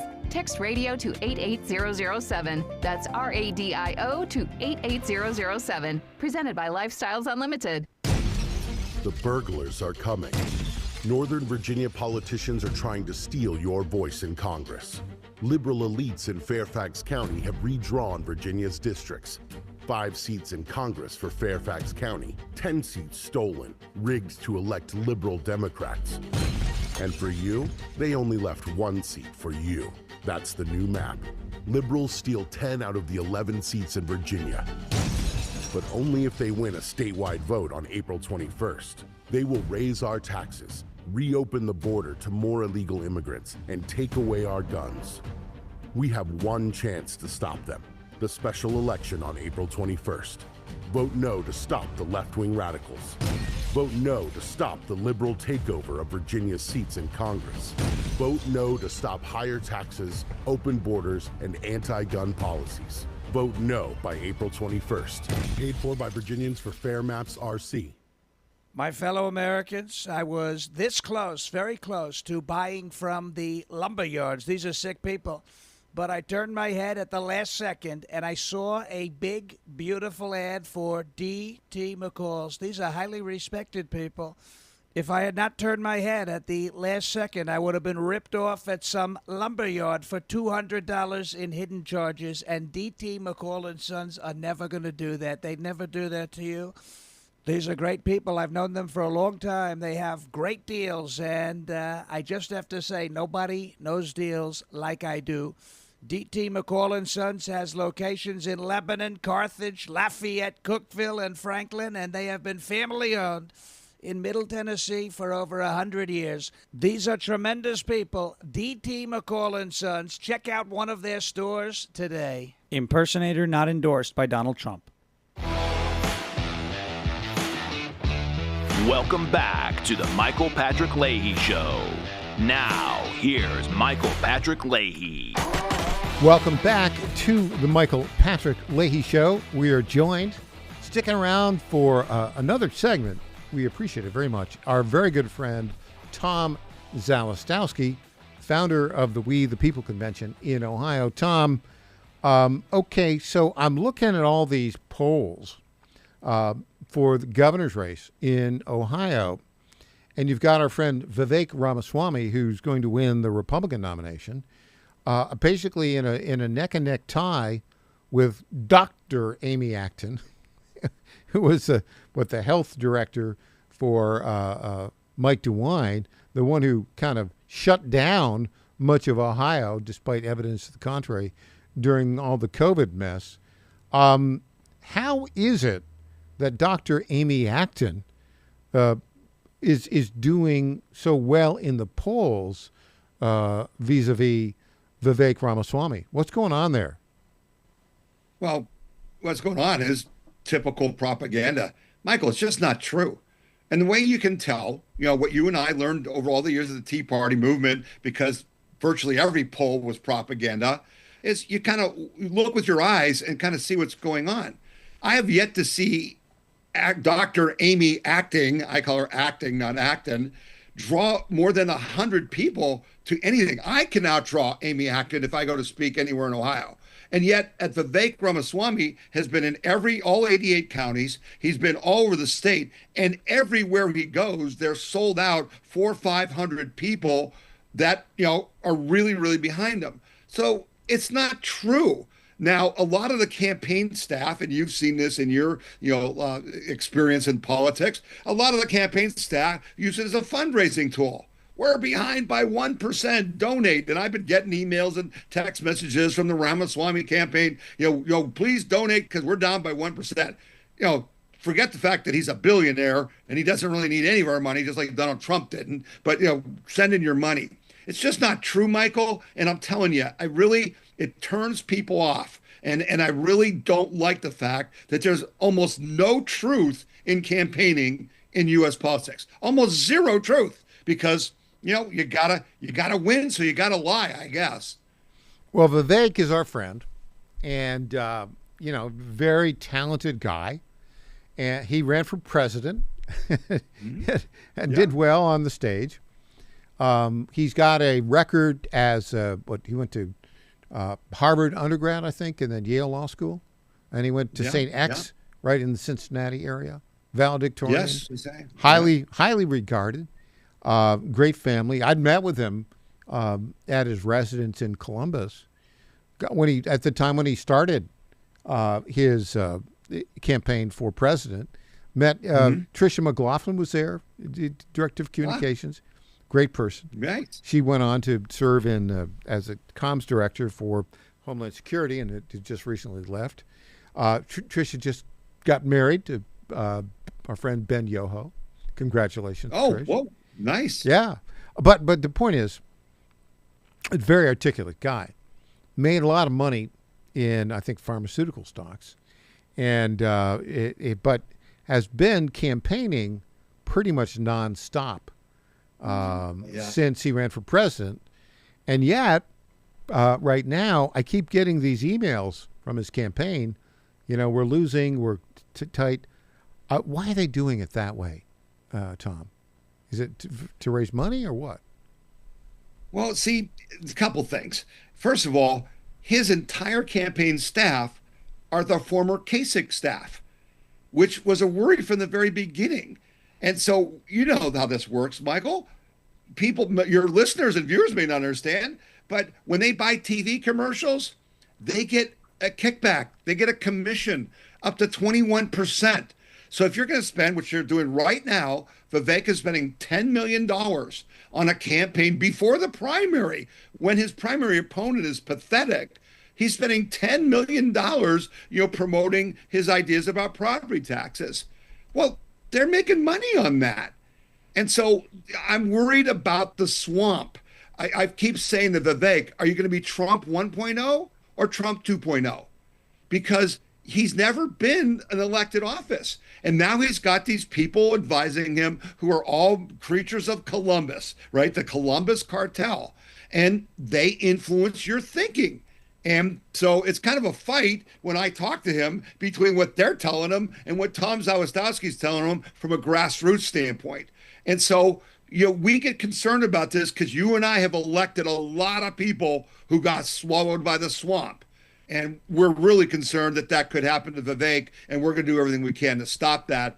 But there's no way Amy Acton can beat Vivek Ramaswamy in Ohio. There's just no way. So let's talk about Vivek and his campaigning and his themes. When was the last time you had a real sit-down meeting with Vivek? I don't get to sit down with him very often because he's very busy, but we text probably once a week.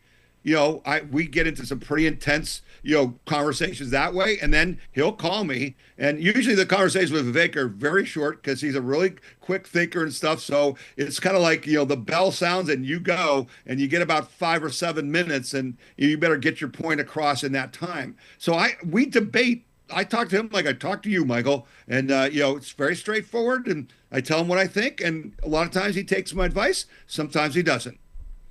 Yeah. Well, it's interesting, but he's got a pretty aggressive appearance campaign, doesn't he? I mean, he's out and about quite a bit. Every day. Literally, he's somewhere every day. How do people respond to him in Ohio? Overwhelmingly positive. I mean, there's these fringe elements that are upset because he's not a Christian, right? You've seen that. There's people who feel he's too tied to George Soros because he did an internship that was paid for by some Soros group. Well, by Soros's brothers has set up a foundation. It's all garbage. It's just all garbage. Okay. So he's out there. And again, that's how you can tell when people see him speak. He's both aspirational and inspirational. He wants to make Ohio great again. But the problem is, just like Trump wanted to make America great again, you've got to break through the stone wall of the bureaucracy. And that's where, Vivek, has the challenge. Can you challenge Columbus? Because I got news for you. If you go along with them, you're not going to make Ohio great at all. You're just going to make them all a lot richer. Yeah, Columbus being the state capital. Now, what's interesting to me is you look at, Ohio, and particularly in the era kind of just in the immediate aftermath of the American Revolution.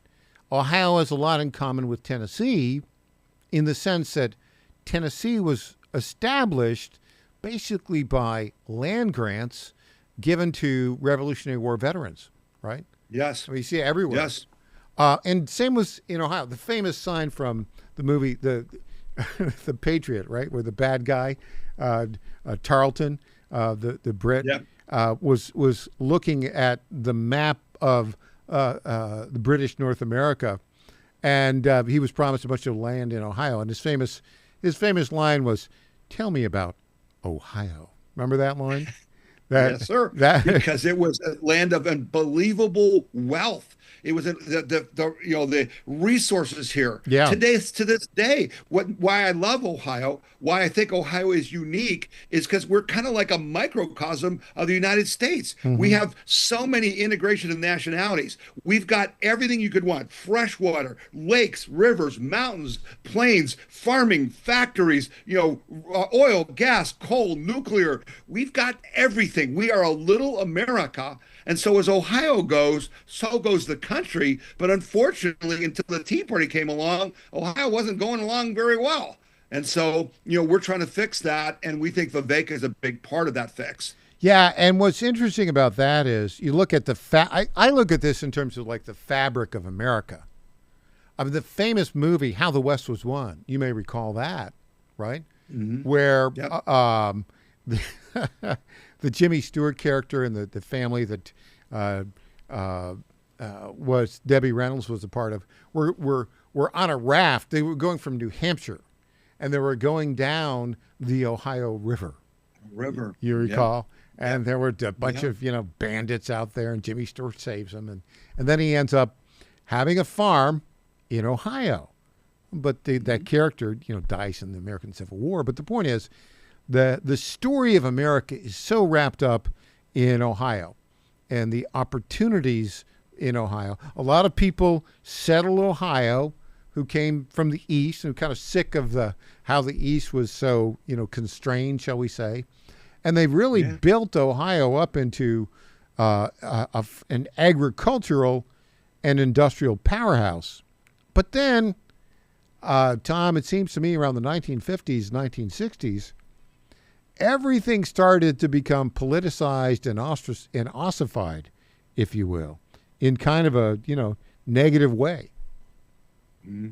Yeah, there's a great book called The Pioneers, which really, talks about what you're saying, how America really was the founding of America. Ohio was the founding of America. All the things that happened after the Revolution started because Ohio tested them. Ohio was the first state to have public education. Okay, for instance, Ohio, was a non-slave state to try to stop that. And it was really, where the ideas of the Revolution and the Constitution were tested out. And yes, that's why we were so great and so successful. But then we had two bad things happen. We got over-unionized, where the unions started to control the government. And then the government just became the enemy of the people. It was bought and paid for by the big industrialists like Rockefeller, Carnegie, Timken, all the rest of them.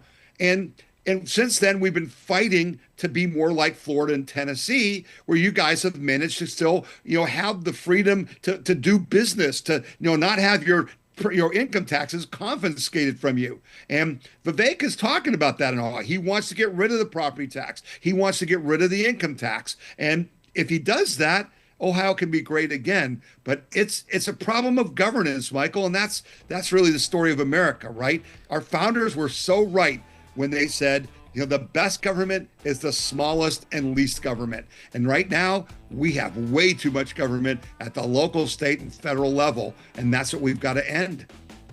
Tom, I know we're pushing your time, but I got to get your feedback on the war in Iran. Can you stick around for one more segment? Boy, let's talk about that, yeah. It's my lucky day. I got a full hour of Tom Zalestowski. Tom, thanks a lot. We'll be back with the reaction to the war in Iran after this.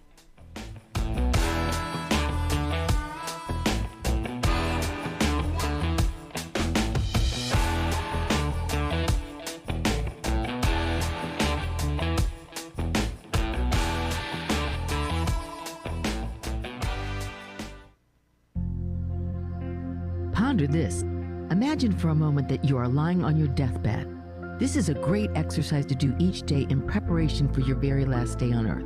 Think about the tests you've ever taken, the job interviews you've had, and the many life celebrations you've been a part of. In all of these cases, preparation makes for successful outcomes. The same is true for dying. We must prepare every day for the day we are to die, in case today might be our last. Make sure you are right with the Lord first and foremost.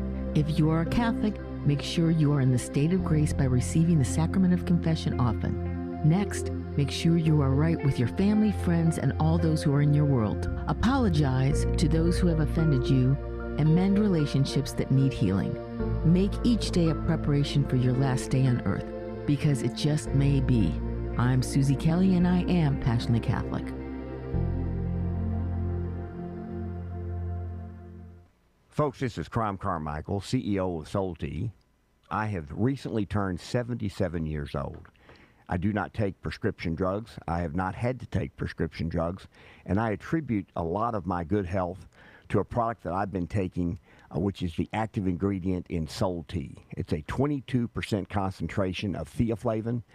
We did clinical trials on it 25 years ago and found that it helped lower cholesterol. We have had many, many hundreds of letters and emails from customers telling us how it has helped them not only manage their cholesterol, but lower their triglycerides and help them on their blood pressure. And I can't tell you how much I attribute to Solti for my good health at age 77. And I encourage you to go to GodzillaHeart.com. That's GodzillaHeart.com. And use the code Godzilla at checkout, and you'll get a 50% off on your initial shipment of Solti. And I promise you it will be a great help for your heart health. Thanks so much.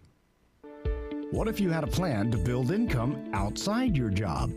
At Lifestyles Unlimited, you'll learn how people are investing in real estate to grow their income and make smarter financial choices one property at a time. Right now, join us for just $297. That's a savings of $443 off our real estate education program. Text RADIO to 88007. That's RADIO to 88007. Presented by Lifestyles Unlimited. All right, folks, I need you to do something right now. Go to johnfredericksradio.com and take our brand new 2028 Republican presidential straw poll. Who do you want leading the ticket? Don't let the elites decide. Make your voice heard. While you're there, weigh in on two huge issues: eminent domain reform and President Trump's tariff policies. Are they protecting American workers or hurting growth? This is your movement, your vote, your voice, your choice. Go to johnfredericksradio.com right now and take the poll. Congratulations to my friend Michael Patrick Leahy on 9 years of journalistic excellence. I'm Lenny McGill, owner and founder of the Glock Store here in Nashville, Tennessee, and a proud sponsor of Michael Patrick Leahy's Tennessee Star Network for over 5 years. When we started, he was on just one local station. Now, he's on 20 stations. His motto, find the truth and report it. And as long as he sticks to that, we'll stick to being a sponsor. And next year, Michael, let's have a party for you right here at the Glock Store. This is State Senator Mark Pody. Government is limited to what it is supposed to do. One of the things that is critical that we're supposed to be working on is transportation. Here in Middle Tennessee, our roads need more help. As your state senator, we are focused on getting more money reoccurring without a new tax increase for our roads here in Tennessee. This is State Senator Mark Pody. Paid for by Campaign for Mark Pody, Christina Hibden, Treasurer. Welcome back to the Michael Patrick Leahy Show. Now, here's Michael Patrick Leahy. Welcome back. We have a special treat today. The one, the only Tom Zalstowski with us for a full hour. Tom, thanks so much for your generosity of time. Usually we only have you for half an hour, but I wanted you to stick around because I want to get the political view of the war with Iran. And the timing is interesting, right? Because we have this 2-week ceasefire. Whoever's leading Iran has said, well, we're going to open the Straits of Hormuz. We're not. Meanwhile, the United States has a blockade. We've stopped several and turned around several Iranian flagged ships and, just blasted a hole in the engine area in the engine room of one of the tankers and boarded it. Tomorrow night is the deadline for the ceasefire. President Trump himself has said, well, maybe I'll extend it, maybe I won't. Maybe there'll be talks today in Pakistan. Maybe there won't. What's the feeling on the ground about the war in Iran? Well, obviously, as you hear yourself, people are very concerned, particularly MAGA people, Trump people, who, really didn't expect this and didn't really want war with Iran. I think, though, the polling shows that it's now, a favorable, the public is favorable towards it, and that people are very favorable towards finishing the job, quote unquote, Mike, finishing the job. I think we're going to have to finish the job. I expect this week for President Trump to authorize our wonderful military to basically go in and start to destroy their railroads, their power system, just cripple them. He said, put them back in the Stone Ages. That's, maybe what we have to do, because the problem we're facing is that the Iranian Republican Guard are the Ayatollah's radical, mafia, quite frankly, and they are in opposition to the political class in Iran, who's understanding we're done. We can't survive. The cost of this is going to cripple us for decades. But the radicals aren't willing to give up, because President Trump is still, kind of left the country intact. I think we have to change that, because what people in the United States don't understand is, when I said they're like the mafia, I mean it. The Republican Guard runs all the stores, all the banks, all the businesses. They're like the mob. They take a cut. You can have a business in Iran as long as you pay them. The only way to shut them down is economically. And so that's what I think is going to happen. We're sorry that's going to happen, but I'm really glad that President Trump has said, we're going to negotiate. We're going to try to do, we don't want to do this. You can sign the deal and we won't have to do it, because when they don't agree to negotiate, when they don't come to a deal, that gives them even more moral authority to do what needs to be done. And I think that's what we're going to see. With the recent machinations going on and the ceasefire deadline approaching, the price of Brent crude, that's the international benchmark for a barrel of oil, is running about $95 per barrel. That's up about 5% today. It's short of the high during this of over $100, but it all sort of remains uncertain. What is I'm very clear your perspective on this, Tom. When you talk to people in Ohio, Tea Party people, Trump supporters, and critics, what's the sense of the overall impact of this war? I think that people see the potential for it to be positive for America. I really do. I think most people, when they start to talk among themselves, even critics, understand that Trump is right. We can't have a nuclear-armed Iran because they're nuts enough to use it. And it's now clear that they were close.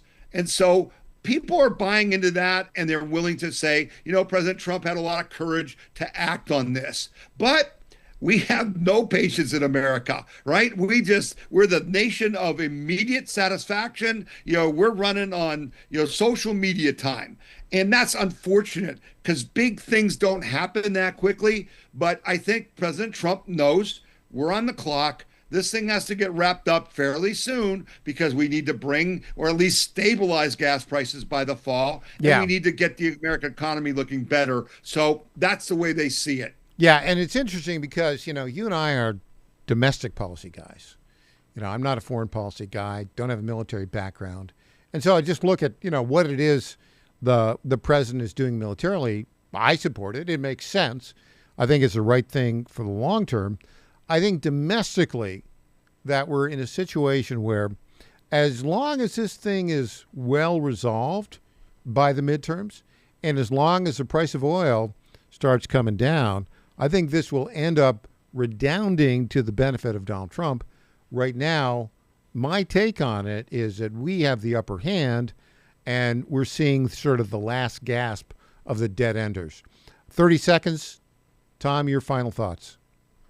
I think that's right. And I want to remind your viewers and listeners, it's your job to take what we're talking about here and talk to your friends and relatives about it. Because as we saw with the income tax, most Americans think their taxes went up when, their taxes went down because of the Big Beautiful Bill. That's us having to win the narrative. All of you, take what you're learning here and talk to your friends about it, because it'll help the whole cause. Tom Zalestowski, a treat for our listeners. 1 full hour of the great. It's my treat. It's my privilege. Of the great I'm honored Tom to be with you. Zalestowski. Tom, thanks so much. We'll talk to you again soon. Have a great week, guys. All right. Up next, in California, they're really going crazy. They want to put Nick Shirley in jail for being a journalist. Back after this.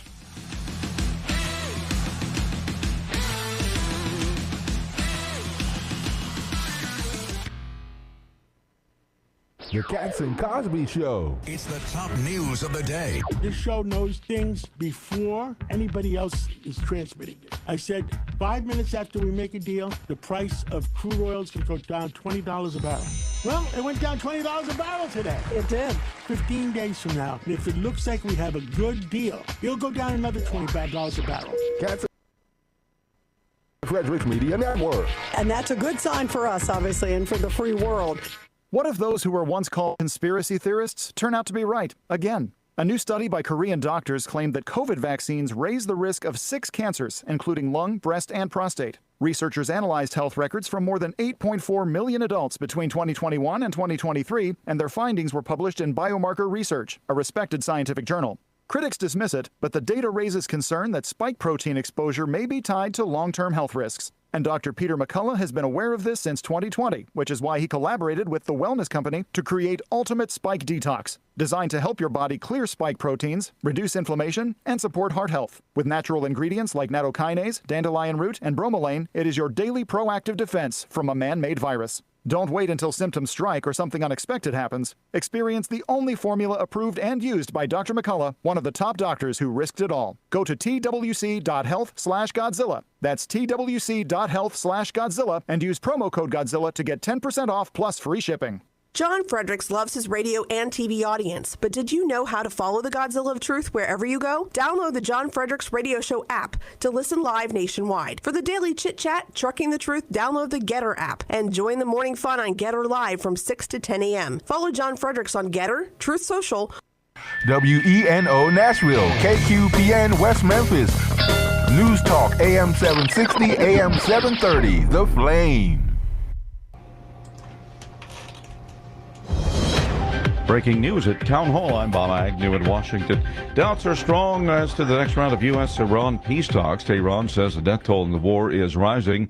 And the conference on long-term peace in Israel is also among the topics being discussed. Here are some of the updates from correspondent Charles De Ledesma. The U.S. Navy's seizure of an Iranian-flagged cargo ship has cast doubt on President Donald Trump's announcement of upcoming talks with Iran over the ceasefire. Trump had said U.S. negotiators would head to Pakistan on Monday. Iran's foreign ministry states it has no plans to attend at this point. Meanwhile, the head of Iran's forensic medicine organization says the war's death toll is now at least 3,375 people. More than 60 nations are sending representatives to Brussels to discuss stability, security and long-term peace with Israel, the West Bank and Gaza. I'm Charles De Ledesma. A big tragedy in the Bayou State as a gunman opens fire, killing several people, members of his own family. What we can tell you is this is a domestic disturbance here in the 300 block of West 79th Street. As police spokesperson Christopher Bordelone, a cousin, said the 2 women who were shot were mothers of the gunman's children. Elon Musk summoned to Paris. That's part of an investigation into wrongdoing on X. The historic midnight ride of Paul Revere set to be reenacted today with a few changes. Revere's ride took place on April 18, 1775, when the silversmith and express rider was dispatched to Lexington to warn revolutionary leaders Samuel Adams and John Hancock that the British were coming to arrest them. Revere reached Lexington around midnight, and another rider, William Dawes, got there along a different route soon after with the same message. Their efforts resulted in militiamen with muskets in hand, confronting a large contingent of British regulars marching from Boston on the Lexington battle green. The British regulars were eventually chased back to Boston, where militias pinned them down for 11 months in what became known as the Siege of Boston. Bernie Bennett reporting. More on these stories at townhall.com. Wesley Financial Group is not a law firm. Ask yourself this question. Is it really worth holding on to that timeshare that you know you need to get rid of? Here's the truth. The average maintenance fee just went up over 17%. That could have been 117%, and there's nothing you can do about it. When you buy a timeshare, you give them a blank check for annual maintenance and assessment fees. I'm Chuck McDowell, founder of Wesley Financial Group. For 15 years, I've helped over 50,000 families cancel their timeshare. Not sell it, not transfer it, cancel it. Did you buy a timeshare because they told you it was a great investment and your maintenance fees would never go up? That's a lie. Are you ready to get rid of your timeshare once and for all? Simply call us and I'll send you our timeshare exit kit that explains all your options for cancellation. Call Wes now for your timeshare exit kit. 800-366-6161. That's 800-366-6161. 800-366-6161. Here's Rich Thomason now with the midday Wall Street Business Report. The renewed standoff between the U.S. and Iran over the Strait of Hormuz sends oil prices higher while Wall Street stocks tumble. A fragile two-week ceasefire set to expire Wednesday, while escalating tension in the strait is fueling pessimism over new talks to end the war. Since the war began, market sentiment has swung wildly. A strong start to the earnings reporting season for big companies did help to prop up stocks. In today's early going, shares of building insulation maker and distributor TopBuild jumped nearly 19%. On news, it's being acquired by building materials company QXO for $17 billion. QXO shares dipped more than 4%. Airline stocks have tumbled again, as they tend to do when oil prices jump. American and Delta both fell 2.6%. For the Wall Street Business Report, I'm Rich Thomason. You'll find breaking news and analysis at townhall.com. A powerful earthquake struck off the northern coast of Japan, and the Meteorological Society there issued a tsunami alert, and there were tsunamis. One of about 2.5 feet high was detected in one port. Elsewhere, one of 1.3 in height. The danger is now past. Wildfire survivors who lost their homes could face another blow from taxes on their settlement payouts. Thousands of survivors of the 2025 Eaton fire in California have elected to accept an upfront settlement from the utility accused of causing the fire, foregoing future litigation for a faster payment that could help them rebuild or relocate. But unless a bill moving through Congress becomes law, that money could be taxed as income, taking big bites out of their payments and possibly disqualifying them from other government benefits. Fire survivors in Colorado, Hawaii, and Oregon face similar challenges. I'm Lisa Dwyer. More on these stories. It's the Michael Patrick Leahy Show, broadcasting live from downtown Nashville. Now, here's Michael Patrick Leahy. And welcome back to the Michael Patrick Leahy Show. Well, we're on a theme here. The theme is that blue states and Democrat elected officials, with the exception of John Fetterman of Pennsylvania, are in the business of trying to destroy our constitutional republic. You doubt me? Okay, let's talk about a bill that is in California, which is, a one-party state, with a Democrat governor, elected Democrat attorney general, all elected Democrats, and then a state legislature, which is, I think, a supermajority of Democrats in both houses. So they can do whatever they want to. One of the things that they want to do is to stop independent journalism. There's a bill that conservatives have nicknamed the Stop Nick Shirley Act. That's a nickname. The official title is something different. The official title is the Privacy for Immigration Support Service Providers. Lots of weird elements on this. Let's begin now with Nick Shirley. And look, y'all know who Nick Shirley is.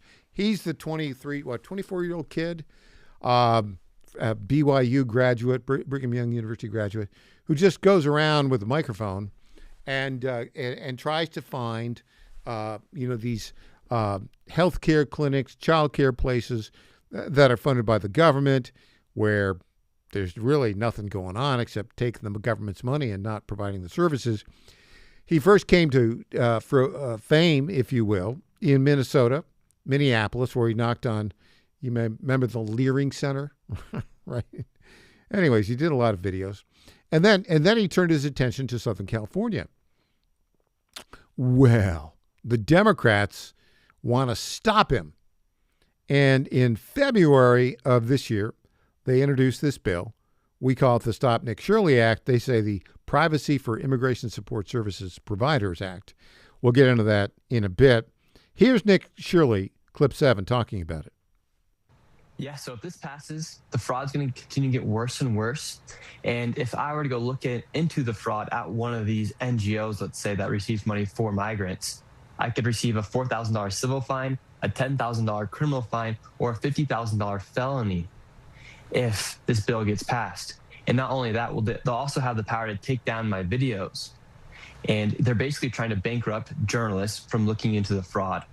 Yeah, they're trying to bankrupt you after you're having to fund your own private security.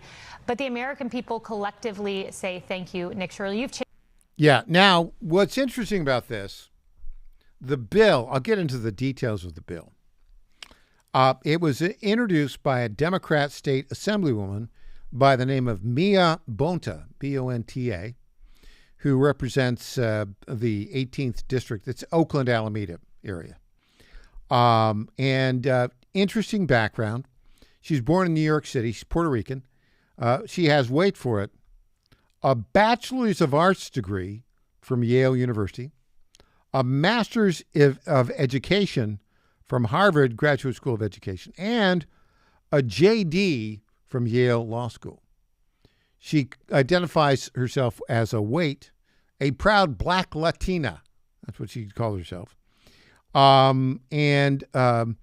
Her husband is Rob Bonta. He was elected as the Attorney General of California, another Yalie, right? One of her children, as it turns out, Reina, is a professional soccer player who represented the Philippines national team. How'd that happen? Okay, I'm just kind of weird. Anyways, but let's go to the details of this bill. It's called Assembly Bill 2624. And as we said, it's basically called the Privacy for Immigration Support Services Providers. The purpose, according to the text of the bill, is to extend California's existing Safe at Home program by which basically protects domestic violence survivors by shielding addresses and personal information to employees, volunteers, and providers of immigration-related services. The goal, they say, is to prevent harassment, doxing, threats of violence against them, especially amid heightened political tensions. It doesn't create new penalties, but applies the existing framework, right? In other words, yeah, we're gonna treat a journalist as if he's, a criminal. Here is Nick Shirley, clip 8, trying to talk to some California legislators about it. The bill AB 2624, why would you sign off on that? It's a direct violation of the First Amendment, and it makes it harder for people to expose fraud here. We have Ledge Council. They check the constitutionality of all our bills as we're writing them.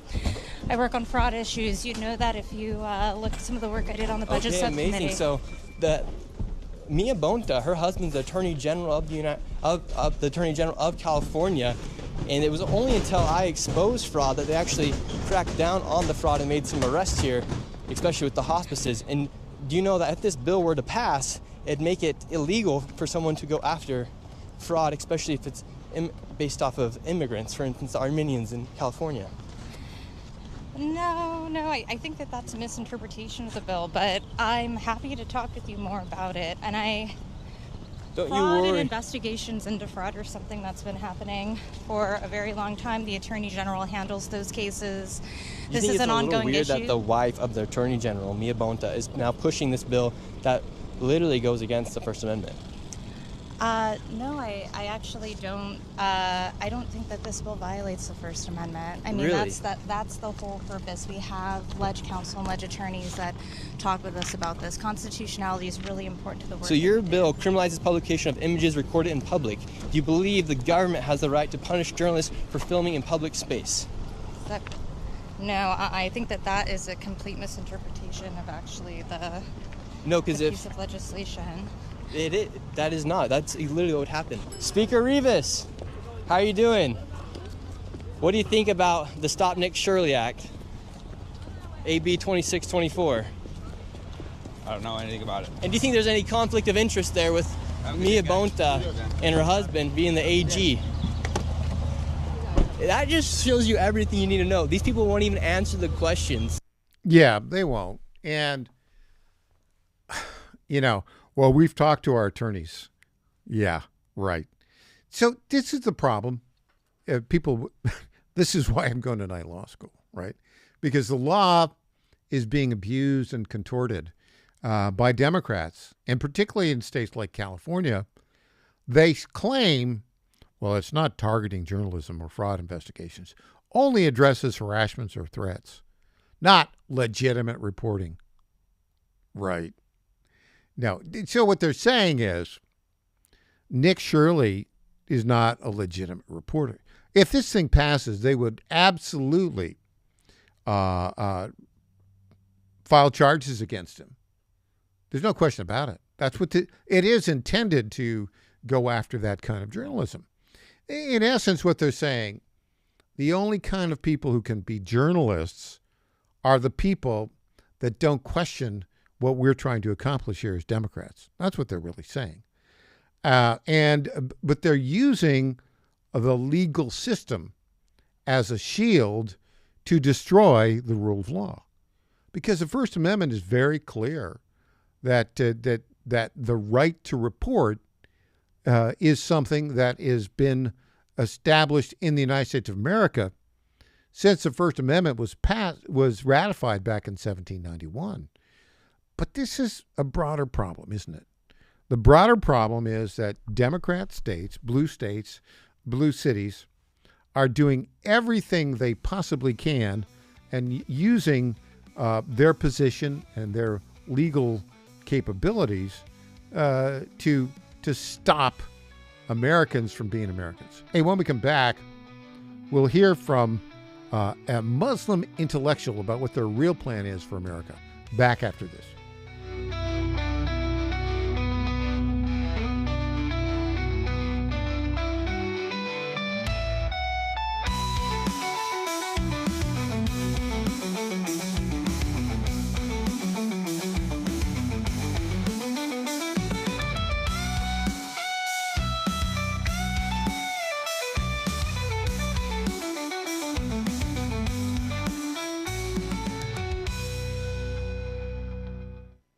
Hi folks, John Fredericks here for Freedom Alliance. Veterans are still struggling with the wounds of war. They came home with injuries that changed them forever. The flag-burning troublemakers in our streets remind me how fortunate we are to have patriots who served and fought, sacrificed, and never complained. We need to support them through organizations like the Freedom Alliance. It's Military Appreciation Month and time to support those who serve. Freedom Alliance is caring for combat veterans and military families. Combat veterans fought in the worst, most dangerous places on earth. Freedom Alliance takes them to nature's most relaxing locations so they can heal. Freedom Alliance gives injured troops mortgage-free homes, new cars, and all-terrain wheelchairs. For wounded vets, there's nothing like the stability of your own home, the reinsurance of a reliable vehicle, or the independence of a wheelchair that navigates snow, ice, beach, pasture, or most any terrain. Let's fight for those who fought for us. Go to freedomalliance.org/Godzilla and make a monthly gift that will improve the life of a military hero. That's freedomalliance.org/Godzilla. Make a contribution today. If you're like me, most moms find it difficult to prioritize self-care.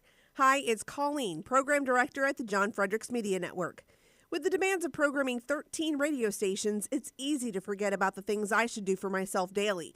And that's why I started with our company's Women's Challenge with Native Path Collagen Peptides. It's affordable and convenient care in just one scoop a day. There are so many incredible health benefits like bone and joint support, metabolism booster, and hair, skin, and nail improvement. I like to take a moment each day to prioritize myself and indulge in the health-boosting benefits of Native Path Collagen Peptides. I love mixing it up with all the different smoothie recipes, too. Learn more about Native Path Collagen Peptides and read 7 important reasons why you should be taking collagen peptides at getnativepath.com/Godzilla. Prioritize your self-care with Native Path Collagen Peptides. Try it risk-free for as low as $21 today and get free shipping at getnativepath.com/Godzilla. Target.com. Target.com is an online e-commerce tire retailer. We are here to serve the American public with the best possible customer service, the best pricing, and we make it extremely easy. We have many name brands and a lot of low-cost tires. The price is right, and it's easy. You go online to Target.com, Tireget.com, Target.com. You go there, you put your zip code in, all the inventory displays right in front of you. You can call in for help if you want to. We'll help you get the tire that you need. But we will take the tires you buy and at no extra charge deliver them to the dealer right by your house where they will be installed at the market price. It's easy. The best price, the best service. Great people to deal with. Thank you for going to Target.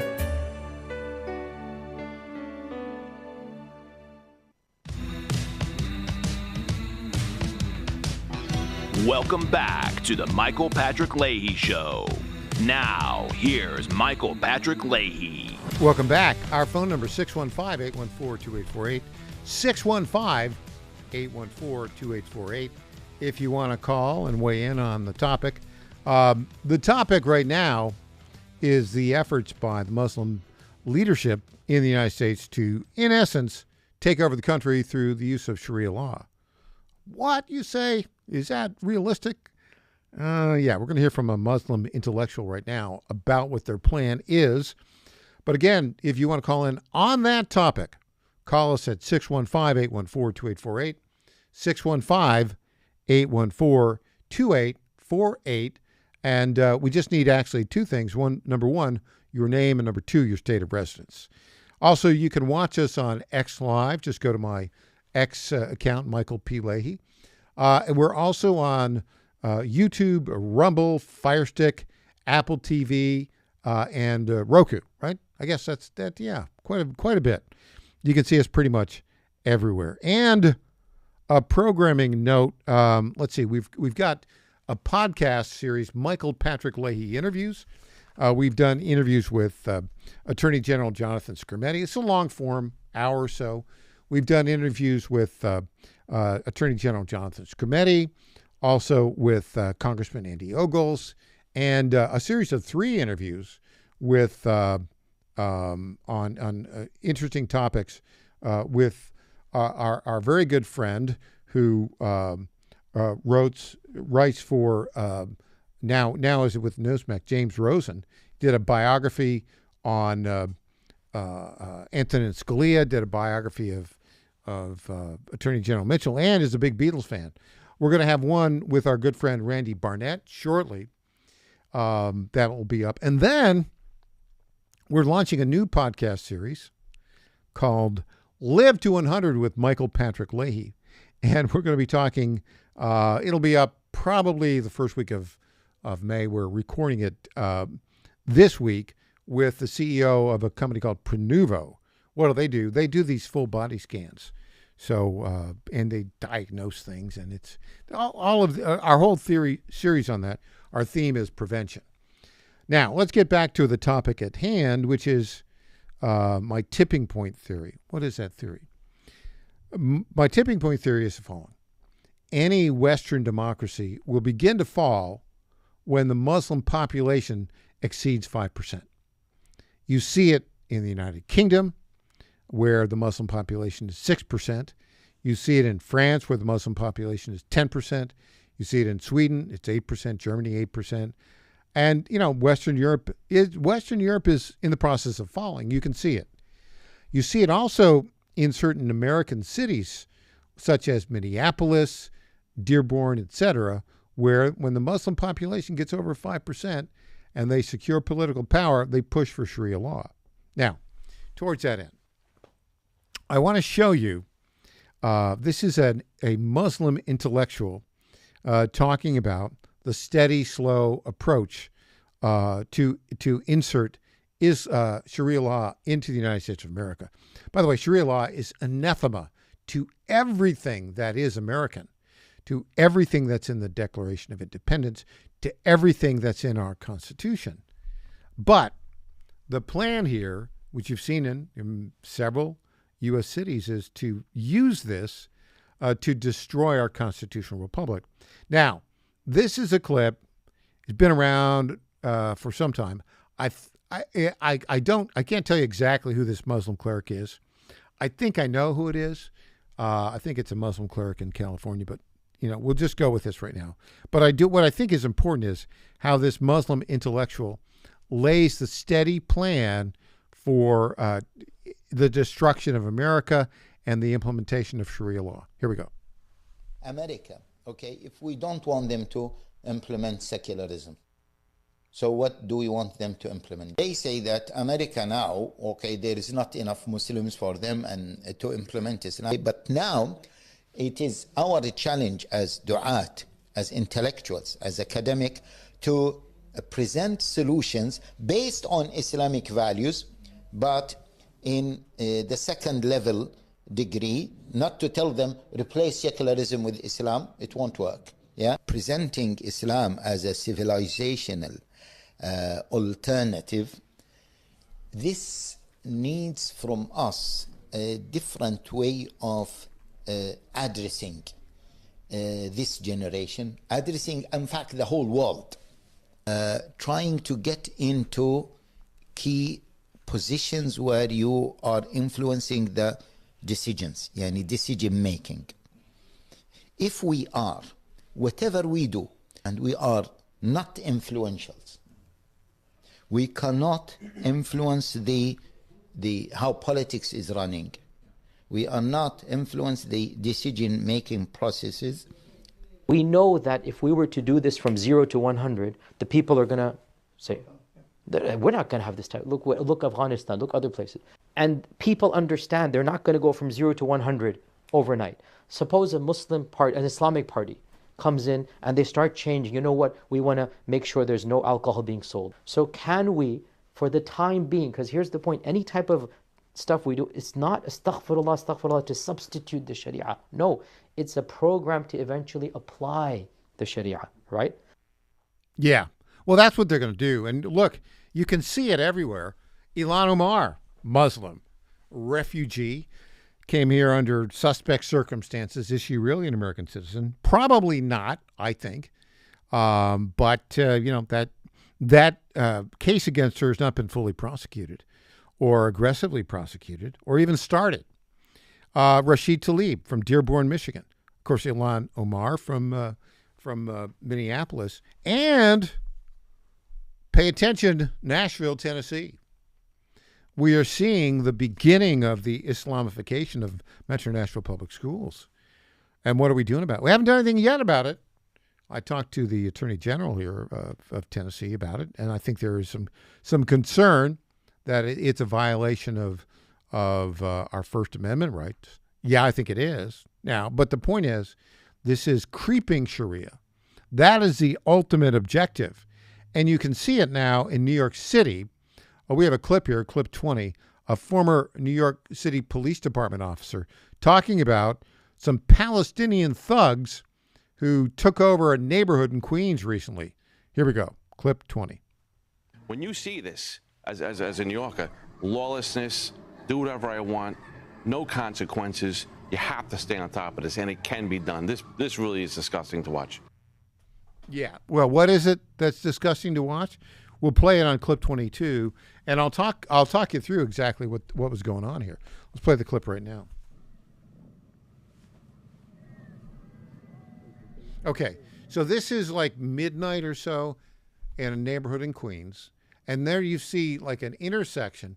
There is a fire in a circle, and then you've got crowds of hundreds of Palestinian thugs, and then there's a car with a Palestinian flag driving around the circle of fire.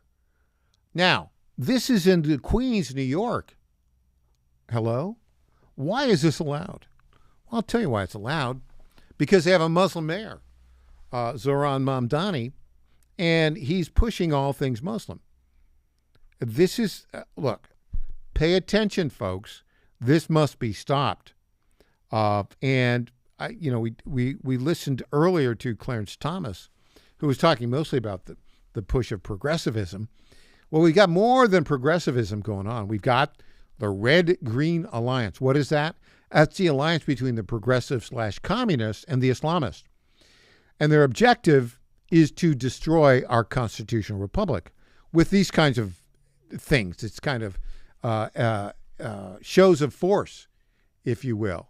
In Queens, New York, I mean, did you ever watch the NBC program Law and Order? Yeah, well, that started, 1992 or so, during the Giuliani area? What was one of the things that he said? Yeah, it's the old broken windows theory of the great professor James Q. Wilson. A neighborhood is going to start to go down if you allow too many broken windows. Clean the broken windows, and then the attitude of lawlessness will not prevail. The Law and Order series, it went for like 20 years and then stopped, and then they tried to resurrect it. But the resurrection after a 5-year hiatus is nothing like the original. Why? Because they're trying to justify all this crazy behavior. And that's exactly what it is. Now, what does this mean for the country of the United States? Well, there's clearly an effort to destroy the rule of law in the United States. And it is coming from Islamists and progressives. They are going to be united. And the idea is, what they think is going to happen is they're going to tear down our constitutional republic. And then after the constitutional republic is torn down, the Islamists will fight it out with the progressives. I don't think it's going to go well for the progressives. Now, I say all this right now. In the United States of America, 1.5% of the population is Muslim. We cannot let it grow. In fact, the Muslim population of the United States must decline via deportations and by no immigration. That's what has to happen. Deportations of those who are here illegally and who are not, who have engaged in immigration fraud. The person at the top of the list, who I think ought to be on that right now, send a message to everybody, is Ilhan Omar. Not the claim to citizenship, which we've talked about before, is not a good one. Back with more after this on Michael Patrick Leahy.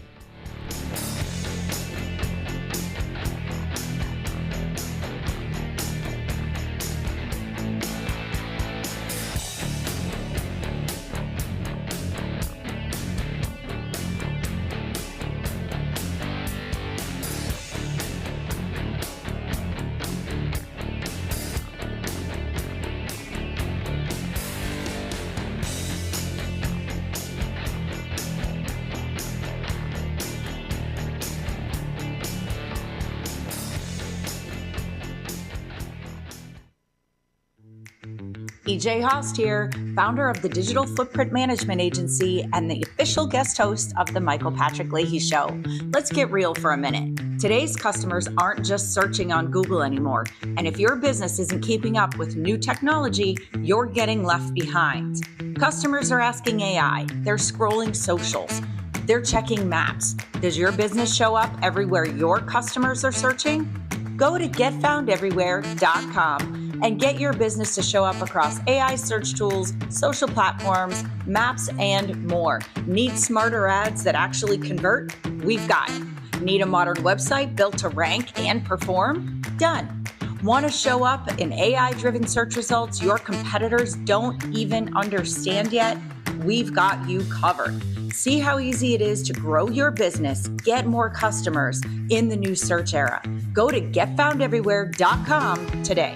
This is State Senator Mark Pody. Government is limited to what it is supposed to do. One of the things that is critical that we're supposed to be working on is transportation. Here in Middle Tennessee, our roads need more help. As your state senator, we are focused on getting more money reoccurring without a new tax increase for our roads here in Tennessee. This is State Senator Mark Pody.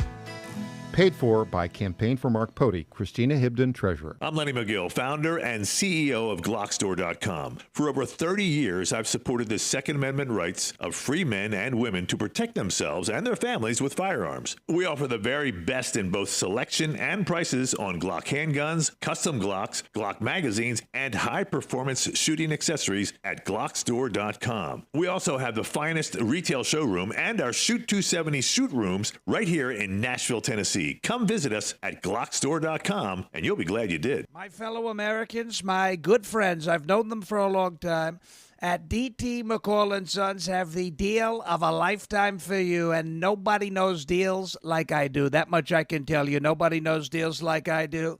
The lumber yards, they can hit you with hidden charges for up to $200 extra. They'll charge you for cords and hoses and haul-offs. Your money goes all over the place and out of the state, and most importantly, out of your pockets. How do they get away with that? I don't know how they do that, but on day one, if you buy from McCall's, we are going to stop the hidden charges as soon as you buy it. D.T. McCall & Sons has locations in Lebanon, Carthage, Lafayette, Cookeville, and Franklin, and they have been family-owned in Middle Tennessee for over 100 years. Head to one of their stores today or check them out at dtmccalls.com. You're going to love it, believe me. Impersonator not endorsed by Donald Trump. Welcome back to the Michael Patrick Leahy Show. Now, here's Michael Patrick Leahy. And welcome back to the Michael Patrick Leahy Show, broadcasting live from our studios in Nashville, Tennessee. Let's catch up on what's going on with Iran. Here's President Trump late last night talking about whether or not he'll extend the ceasefire. If you don't have a deal by Wednesday when the ceasefire ends, will you extend the ceasefire or will you start attacks again? Maybe I won't extend it. Okay. But the blockade is going to remain. But maybe I won't extend it. So you have a blockade, and unfortunately we'll have to start dropping bombs again. Maybe I will extend it. Maybe I won't extend it. I heard the reporter there say that this the ceasefire ends Wednesday. I don't think it's Wednesday. I think it's Tuesday night, which is like, see, here we are. It's 11:34 a.m. Eastern Central Time, 12:34 Eastern Time on Monday. I think we're looking at 24, 30 hours. 32 hours until it ends. We'll see. Meanwhile, the Democrats, who are, crazy, the elected officials are crazy. Ro Khanna, Democrat congressman from California, a big supporter, by the way, of Eric Swalwell, former congressman, now under investigation for all sorts of sexual, alleged sexual improprieties. He's demonstrating that he's crazy when he's giving his analysis of the success of the war in Iran. Here he is with Mornings with Maria yesterday on Fox News. Are you suggesting that Obama's leadership on Iran was better? Because under President Obama, there were 14 wire transfers to a... Hold on. There were 14 wire transfers to a Swiss account linked to Hezbollah between 2014 and 2016. That was a total of $1.7 billion. The same $1.7 billion he told Congress was frozen Iranian assets. Now, there was a back channel to Tehran through Valerie Jarrett, active for 2012 to 2024. This was after he left office. So, it was almost like a shadow government. He also sent pellets of cash in a plane to Iran. Now, why would you send money to Iran knowing that they are building a nuclear weapon and they are the leading sponsor of terrorism? Barack Obama was a great statesman who left America much safer. I wouldn't put Donald Trump in the same paragraph. Well, on that, I would agree. I wouldn't put Barack Obama in the same paragraph as Donald Trump. But, he's defending the defenseless, the indefensible. Barack Obama aided our enemy, Iran. And the Democrats, elected Democrats, or even, average Democrat voters, they are just crazy. You want to see an example thereof? Let's go with clip 17. 3,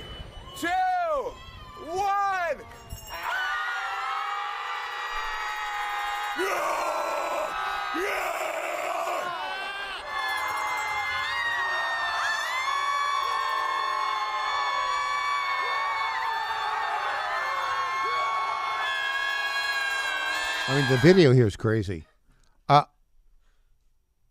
This was a protest against basically everything American. And here are these primal screams. This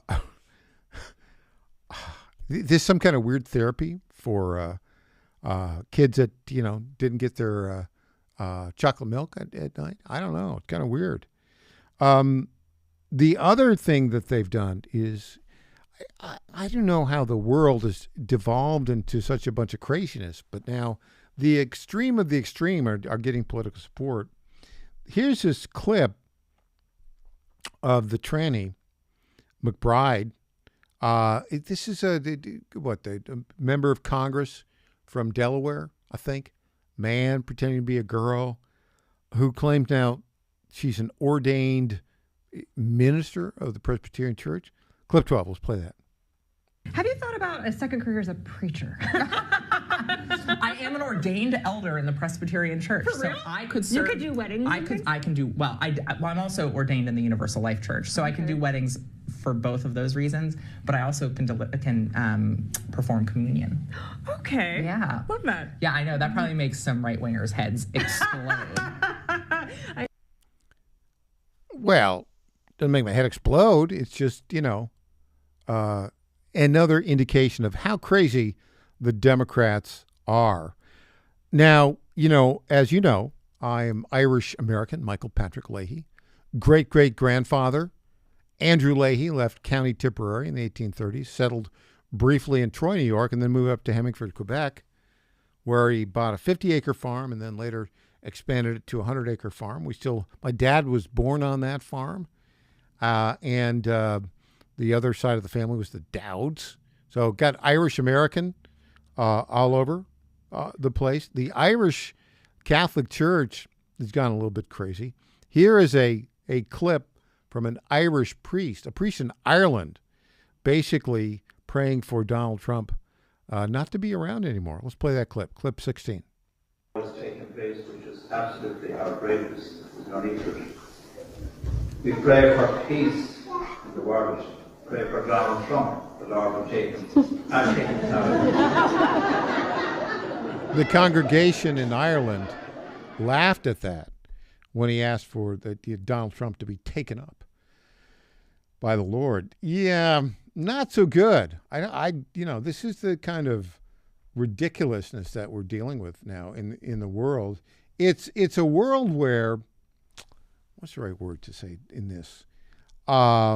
It's a world where the classic values of Western civilization, individual liberty, rights on loan from God, if you will, as Rush Limbaugh used to say, are being thrown away by European governments and blue state governments, and where individual liberties will, if they were to prevail, individual liberties would no longer be the way of life here in America. Not a good look at all, and one that I think it is. We need to be warning ourselves about this and the need to push back. And I want to come back here to what's going on in Nashville, Tennessee. Now, if you look at America today, and I talked about this before, where are the progressive values of the Red-Green Alliance now as it's emerging between progressives, communists, and Muslims? Where are they gaining traction? Well, there are 12 states, I think, where pretty much are gone. 12 of the 50 states. What are those states? Well, let's go down the list. California, where they have the Stop Nick Shirley Act. Oregon, where they've got the crazies in Portland. Washington State, where they want to, they now want to tax millionaires and nobody else. Of course, in California, they're looking at a law that says you're going to have to pay an exit tax if you're a millionaire and you want to get out of California. So we got 3 states there. We got Hawaii, which is, far left. So we got 4 states. Then in New England, New Hampshire not fully gone. Maine could be gone, but not fully. But then you've got 4 states in New England: Vermont, Massachusetts, Rhode Island, and Connecticut. Pretty much gone. So that's 4 plus 4. We're up to 8. What other states? Minnesota. And as we talked with E.J. Haast, Minnesota has rapidly declined. And that rapid decline has been really led by the entire rise of the Somali Muslim population to political power in Minneapolis, St. Paul. So you got Minnesota. You got Illinois with a crazy governor, J.B. Pritzker. And in addition to that, you've got a crazy mayor of Chicago, this Brandon Johnson character. So that gets us up to 10 states. What are the other 2 states where, basically that are gone? New York State, which I grew up in, which was great until it wasn't. It was great when I grew up, but I graduated from high school there in 1973. It's been a steady, a long time, over 50 years now. It's been a steady downhill slide in New York State as the authoritarians have gained power. And then we're looking at Maryland, where, you've basically had the mobs taken over, the crime mobs taken over the city of Baltimore. It's gotten so bad in Maryland that Apple had to shut down an Apple store in a suburb of Baltimore because of so much crime. So here we are with 12 states of America who are aligned with the progressive Red-Green Alliance anti-American elements of Europe. You want any evidence of that? Just look at the arrival and the speeches, the anti-American speeches delivered in Barcelona, Spain, to a communist festival where Governor Tim Walz of Minnesota trashed Donald Trump, and to where the senator from Connecticut, Chris Murphy, trashed Donald Trump. As we said earlier with Tom Zalsowski, used to be partisan politics ended at the water's edge, but no, we have a 5th column in the United States right now, and it's dominating in 12 states. And in the other states, we need to be very, very strong and resist the Red-Green Alliance where it's gaining traction.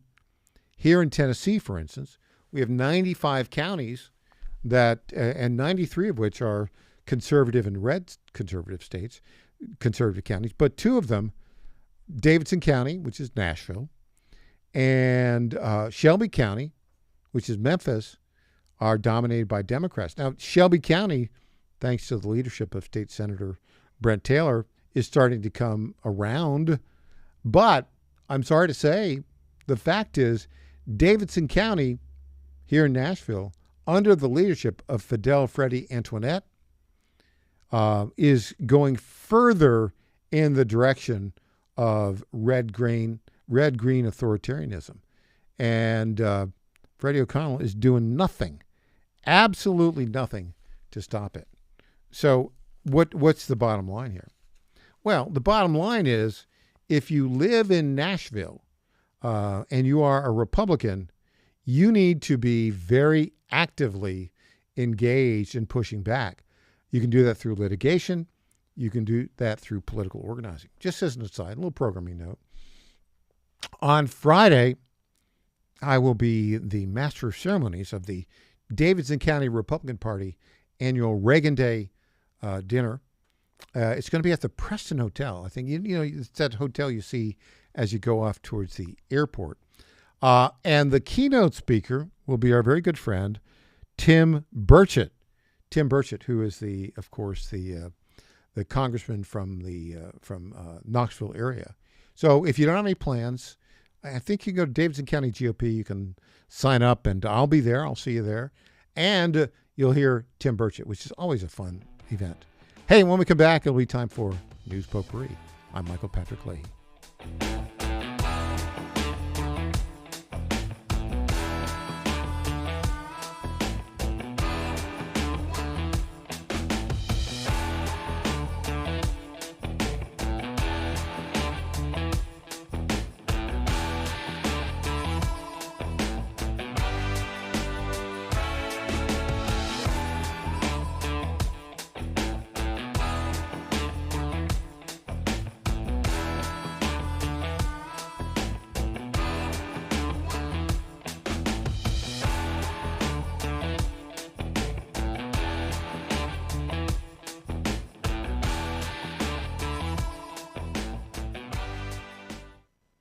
is Tom Carmichael, CEO of Soul Tea, a supplement to help you have a healthier heart and stronger cardiovascular system. At Soul Tea, we regularly get emails from our customers telling us how Soul Tea has helped them. Like this one from Kelly. Hello, I'm 58 years old and have had high cholesterol for years. I wanted to stay away from prescription drugs. My husband and I have been using Soul Tea for about 13 months. My results have been amazing. My cholesterol levels went from 291 to 129. I am so impressed with Soul Tea and want to thank you. Now, in my own case, my bad cholesterol dropped from 130 to 89, and that was 20 years ago. I'm 75 years old and I take 0 prescription drugs. To get a great deal on Soul Tea, please go to GodzillaHeart.com, and when you check out, use the code Godzilla to get our best deal, which is 50% off your first shipment and then 3 bottles for the price of 2 thereafter. You don't have to live with a broken heart. Do you suffer from Try declining Soul Tea bone and joint today. health? Hi, it's Tina with the John Fredericks Media Network. And when I heard about our company's Women's Challenge, I jumped on the opportunity to test this amazing supplement that's already restoring my bone density, soothing my joint pain, and helping me regain lost mobility. I've experienced so many benefits in such a short time with Native Path Collagen Peptides because they support my bones and joints, boost my metabolism, and unleash the most radiant skin and hair since my 20s. In just 2 weeks, my knee stiffness is gone, and I'm already hitting the gym more aggressively. And I get so many compliments on my glowy skin and shiny hair. Native Path Collagen Peptides are so easy to take. They're tasteless, odorless, and mix great with my morning coffee. Read thousands of 5-star reviews at getnativepath.com/Godzilla. Level up your self-care with Native Path Collagen Peptides. Try it risk-free for as low as $21 today. And get free shipping at getnativepath.com/Godzilla. In 2008, the amount of concentrated time people could spend on a task without becoming distracted was 12 seconds. 5 years later, it was only 8 seconds, 1 second less than a goldfish. If you're often distracted or have trouble recalling information, you're likely to fall behind in the demanding, fast-paced 21st century. In other words, brain performance is more critical now than ever. Boost your brain power with Healthy Cells Focus Plus Recall. Science-backed nootropics to help you sharpen focus, concentrate longer, enhance recall, improve mental speed, learn rapidly, and be more alert. It's a pill-free brain supplement made with maximum absorption ingestible gel technology, designed to feed your brain at the cellular level. Take it for a test drive. Go to healthycell.com and use code GODZILLA for 20% off your first order of Focus Plus Recall. That's healthycell.com, code GODZILLA for 20% off. Welcome back to the Michael Patrick Leahy Show. Now, here's Michael Patrick Leahy. And welcome back to the Michael Patrick Leahy Show. Folks, it's that time of day again. It's time for News Potpourri. Yes, ladies and gentlemen, News Potpourri. This is the portion of the program where we talk about the stories that are of note, don't necessarily merit a full segment, and may have a touch of irony. Well, this is kind of ironic. So, as you know, Nashville property taxes have skyrocketed. There have been all sorts of problems in Nashville. But Rick Caruso, who aspires to be the mayor of Los Angeles, has come down to Nashville and says, you know, Nashville is a model for Los Angeles to follow. I think Rick needs to stick around a little bit more, but let's listen to his little pitch here. Hi, everybody. I am in Nashville, Tennessee, and I've been walking around downtown Nashville. We're in the WeHo district right now. We've been all over the place. Let me tell you what is amazing about what's happening in Nashville. There is investment and development going on everywhere. Housing, retail, shops, restaurants. There's an energy. It's attractive. It's clean. It's safe. The sidewalks are immaculate. There is not encampments around. And this is throughout the city of Nashville. It's not by accident. It's by leadership. I met with the mayor here in Nashville, Mayor O'Connell, and I got to tell you, I was very impressed with him. His desire to grow the city, have cleaner streets, safer streets, make sure there's economic development, make sure there's housing being built for everybody. It's the kind of leadership that we need in Los Angeles for sure. This is a case study of what could be done because many of these areas that I've been walking through were blighted areas like the Gulch that's now completely redone. And of course, last night we had a blast at the honky tonk area. Anyway, it's good to get out and see what other cities are doing. It teaches us a lesson and a reminder that LA can turn around with the right leadership. Right leadership is going to happen when the residents of LA vote for people who are competent. We have a chance to do that also in the state of California with the governor's race, which is critically important. Congratulations to Nashville, the leadership of Nashville, to the mayor, to the residents here. Sadly, I know why so many people from California and LA are moving to this region. Neighborhoods are beautiful and a lot is happening here, and there's a lot of economic vitality and job opportunities. Have a great day. Bye. You know, this is a reason not to vote for Rick Caruso as mayor of Los Angeles. I mean, Karen Bass is, you know, obviously a leftist, terrible mayor. But Rick Caruso, I don't think you'd have any expectation he'd be any better. If he comes to Nashville and thinks that the administration of the Democrat, Fidel Freddy Antoinette, is anything good, I mean, he missed it. He missed the whole point of that. And by the way, you're seeing net migration out of Davidson County, according to recent reports, and it's the donut counties that are not run by Democrats where you're seeing the growth in Metro Nashville area. Okay, I got a new clip here, a new breaking story from President Trump. He had an interview with the public broadcast system. I was going to read this. This broke just about an hour ago. Trump tells PBS News that, quote, lots of bombs start going off, end quote, if Iran ceasefire expires. Here is the I'll just do the question and answer here from PBS News. Quote, what happens if the ceasefire expires tomorrow evening? Trump. Then lots of bombs start going off. PBS. Is Iran still participating in the talks that will be happening in Islamabad? Will they be there? Answer from Trump. I don't know. I mean, they're supposed to be there. We agreed to be there, although they say we didn't. But no, it was set up, and we'll see whether or not it's there. If they're not there, that's fine too. PBS then asked this question. What do you want from the negotiating team in Islamabad? And Trump, with a straight face, he just gave this. No nuclear weapons. Very simple. Iran cannot have a nuclear weapon. Very simple.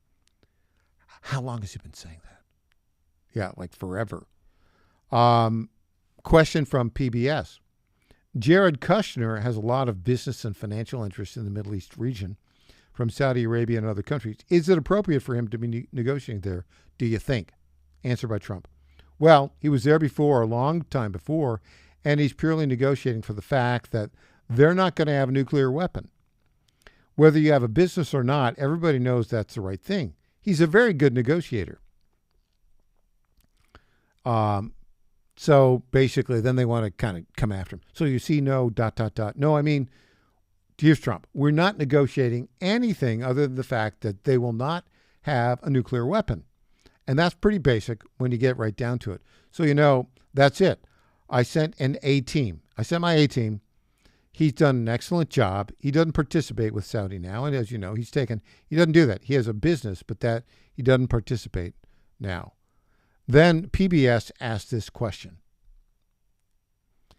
Secretary Chris Wright said on CNN, gas may not be lower than $3 until later this year or next year. Is that a concern for the midterms? Answer. I disagree with him totally. I think it'll come roaring down if it ends, if we end it.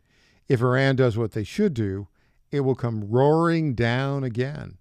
So there you go. We got that going on. What else have we got going on? From the Jerusalem Post, Iran has no current capacity to manufacture new missiles. I think that's true. Let's see here. Here's another one. The Department of Justice. This is interesting. Catholic father whose home was raided at gunpoint wins 7-figure settlement from U.S. government. This is from EWTN. That's Catholic News. Pro-lifers call the win a huge victory for all Americans who want the right to speak out. By Kate Quinones. Nearly 4 years after Catholic father of 7 and pro-life activist Mark Hawk was arrested at gunpoint, he and his wife won a settlement of more than $1 million from the U.S. Department of Justice. The Hoke home, located in rural eastern Pennsylvania, was raided by 20 armed federal agents in the early hours of the morning, September 23, 2022. Hawk was arrested in front of his family, interrogated for 6 hours. Now they got a $1 million settlement from the Department of Justice. So there you go.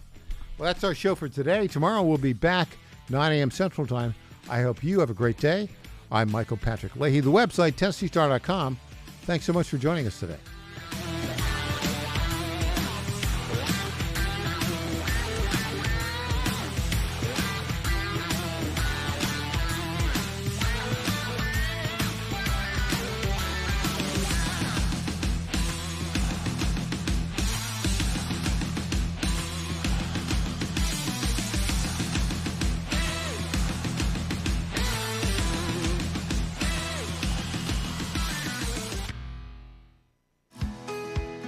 This is State Senator Mark Pody.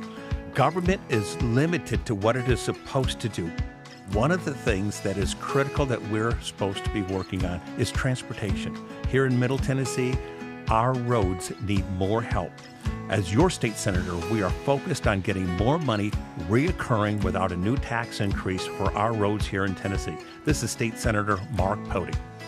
Paid for by Campaign for Mark Pody, Christina Hibden, Treasurer. Hey there, it's Lenny McGill, founder and CEO of GlockStore.com. For over 30 years, I've supported our Second Amendment rights with GlockStore.com, the world's #1 source for Glock handguns, parts, and accessories. I also support accurate, unbiased journalism like the Michael Patrick Leahy Show. His team broke the Kilmar Abrego Garcia traffic stop and was the first to obtain that video. Independent journalism at its finest. Visit us at GlockStore.com. Listen to Michael Patrick Leahy and make America great again. FlatFeeNashville.com is a full-service real estate brokerage that charges homeowners a upfront flat fee of $999 to completely list, market, and sell your home. We are all about saving consumers money, saving that equity.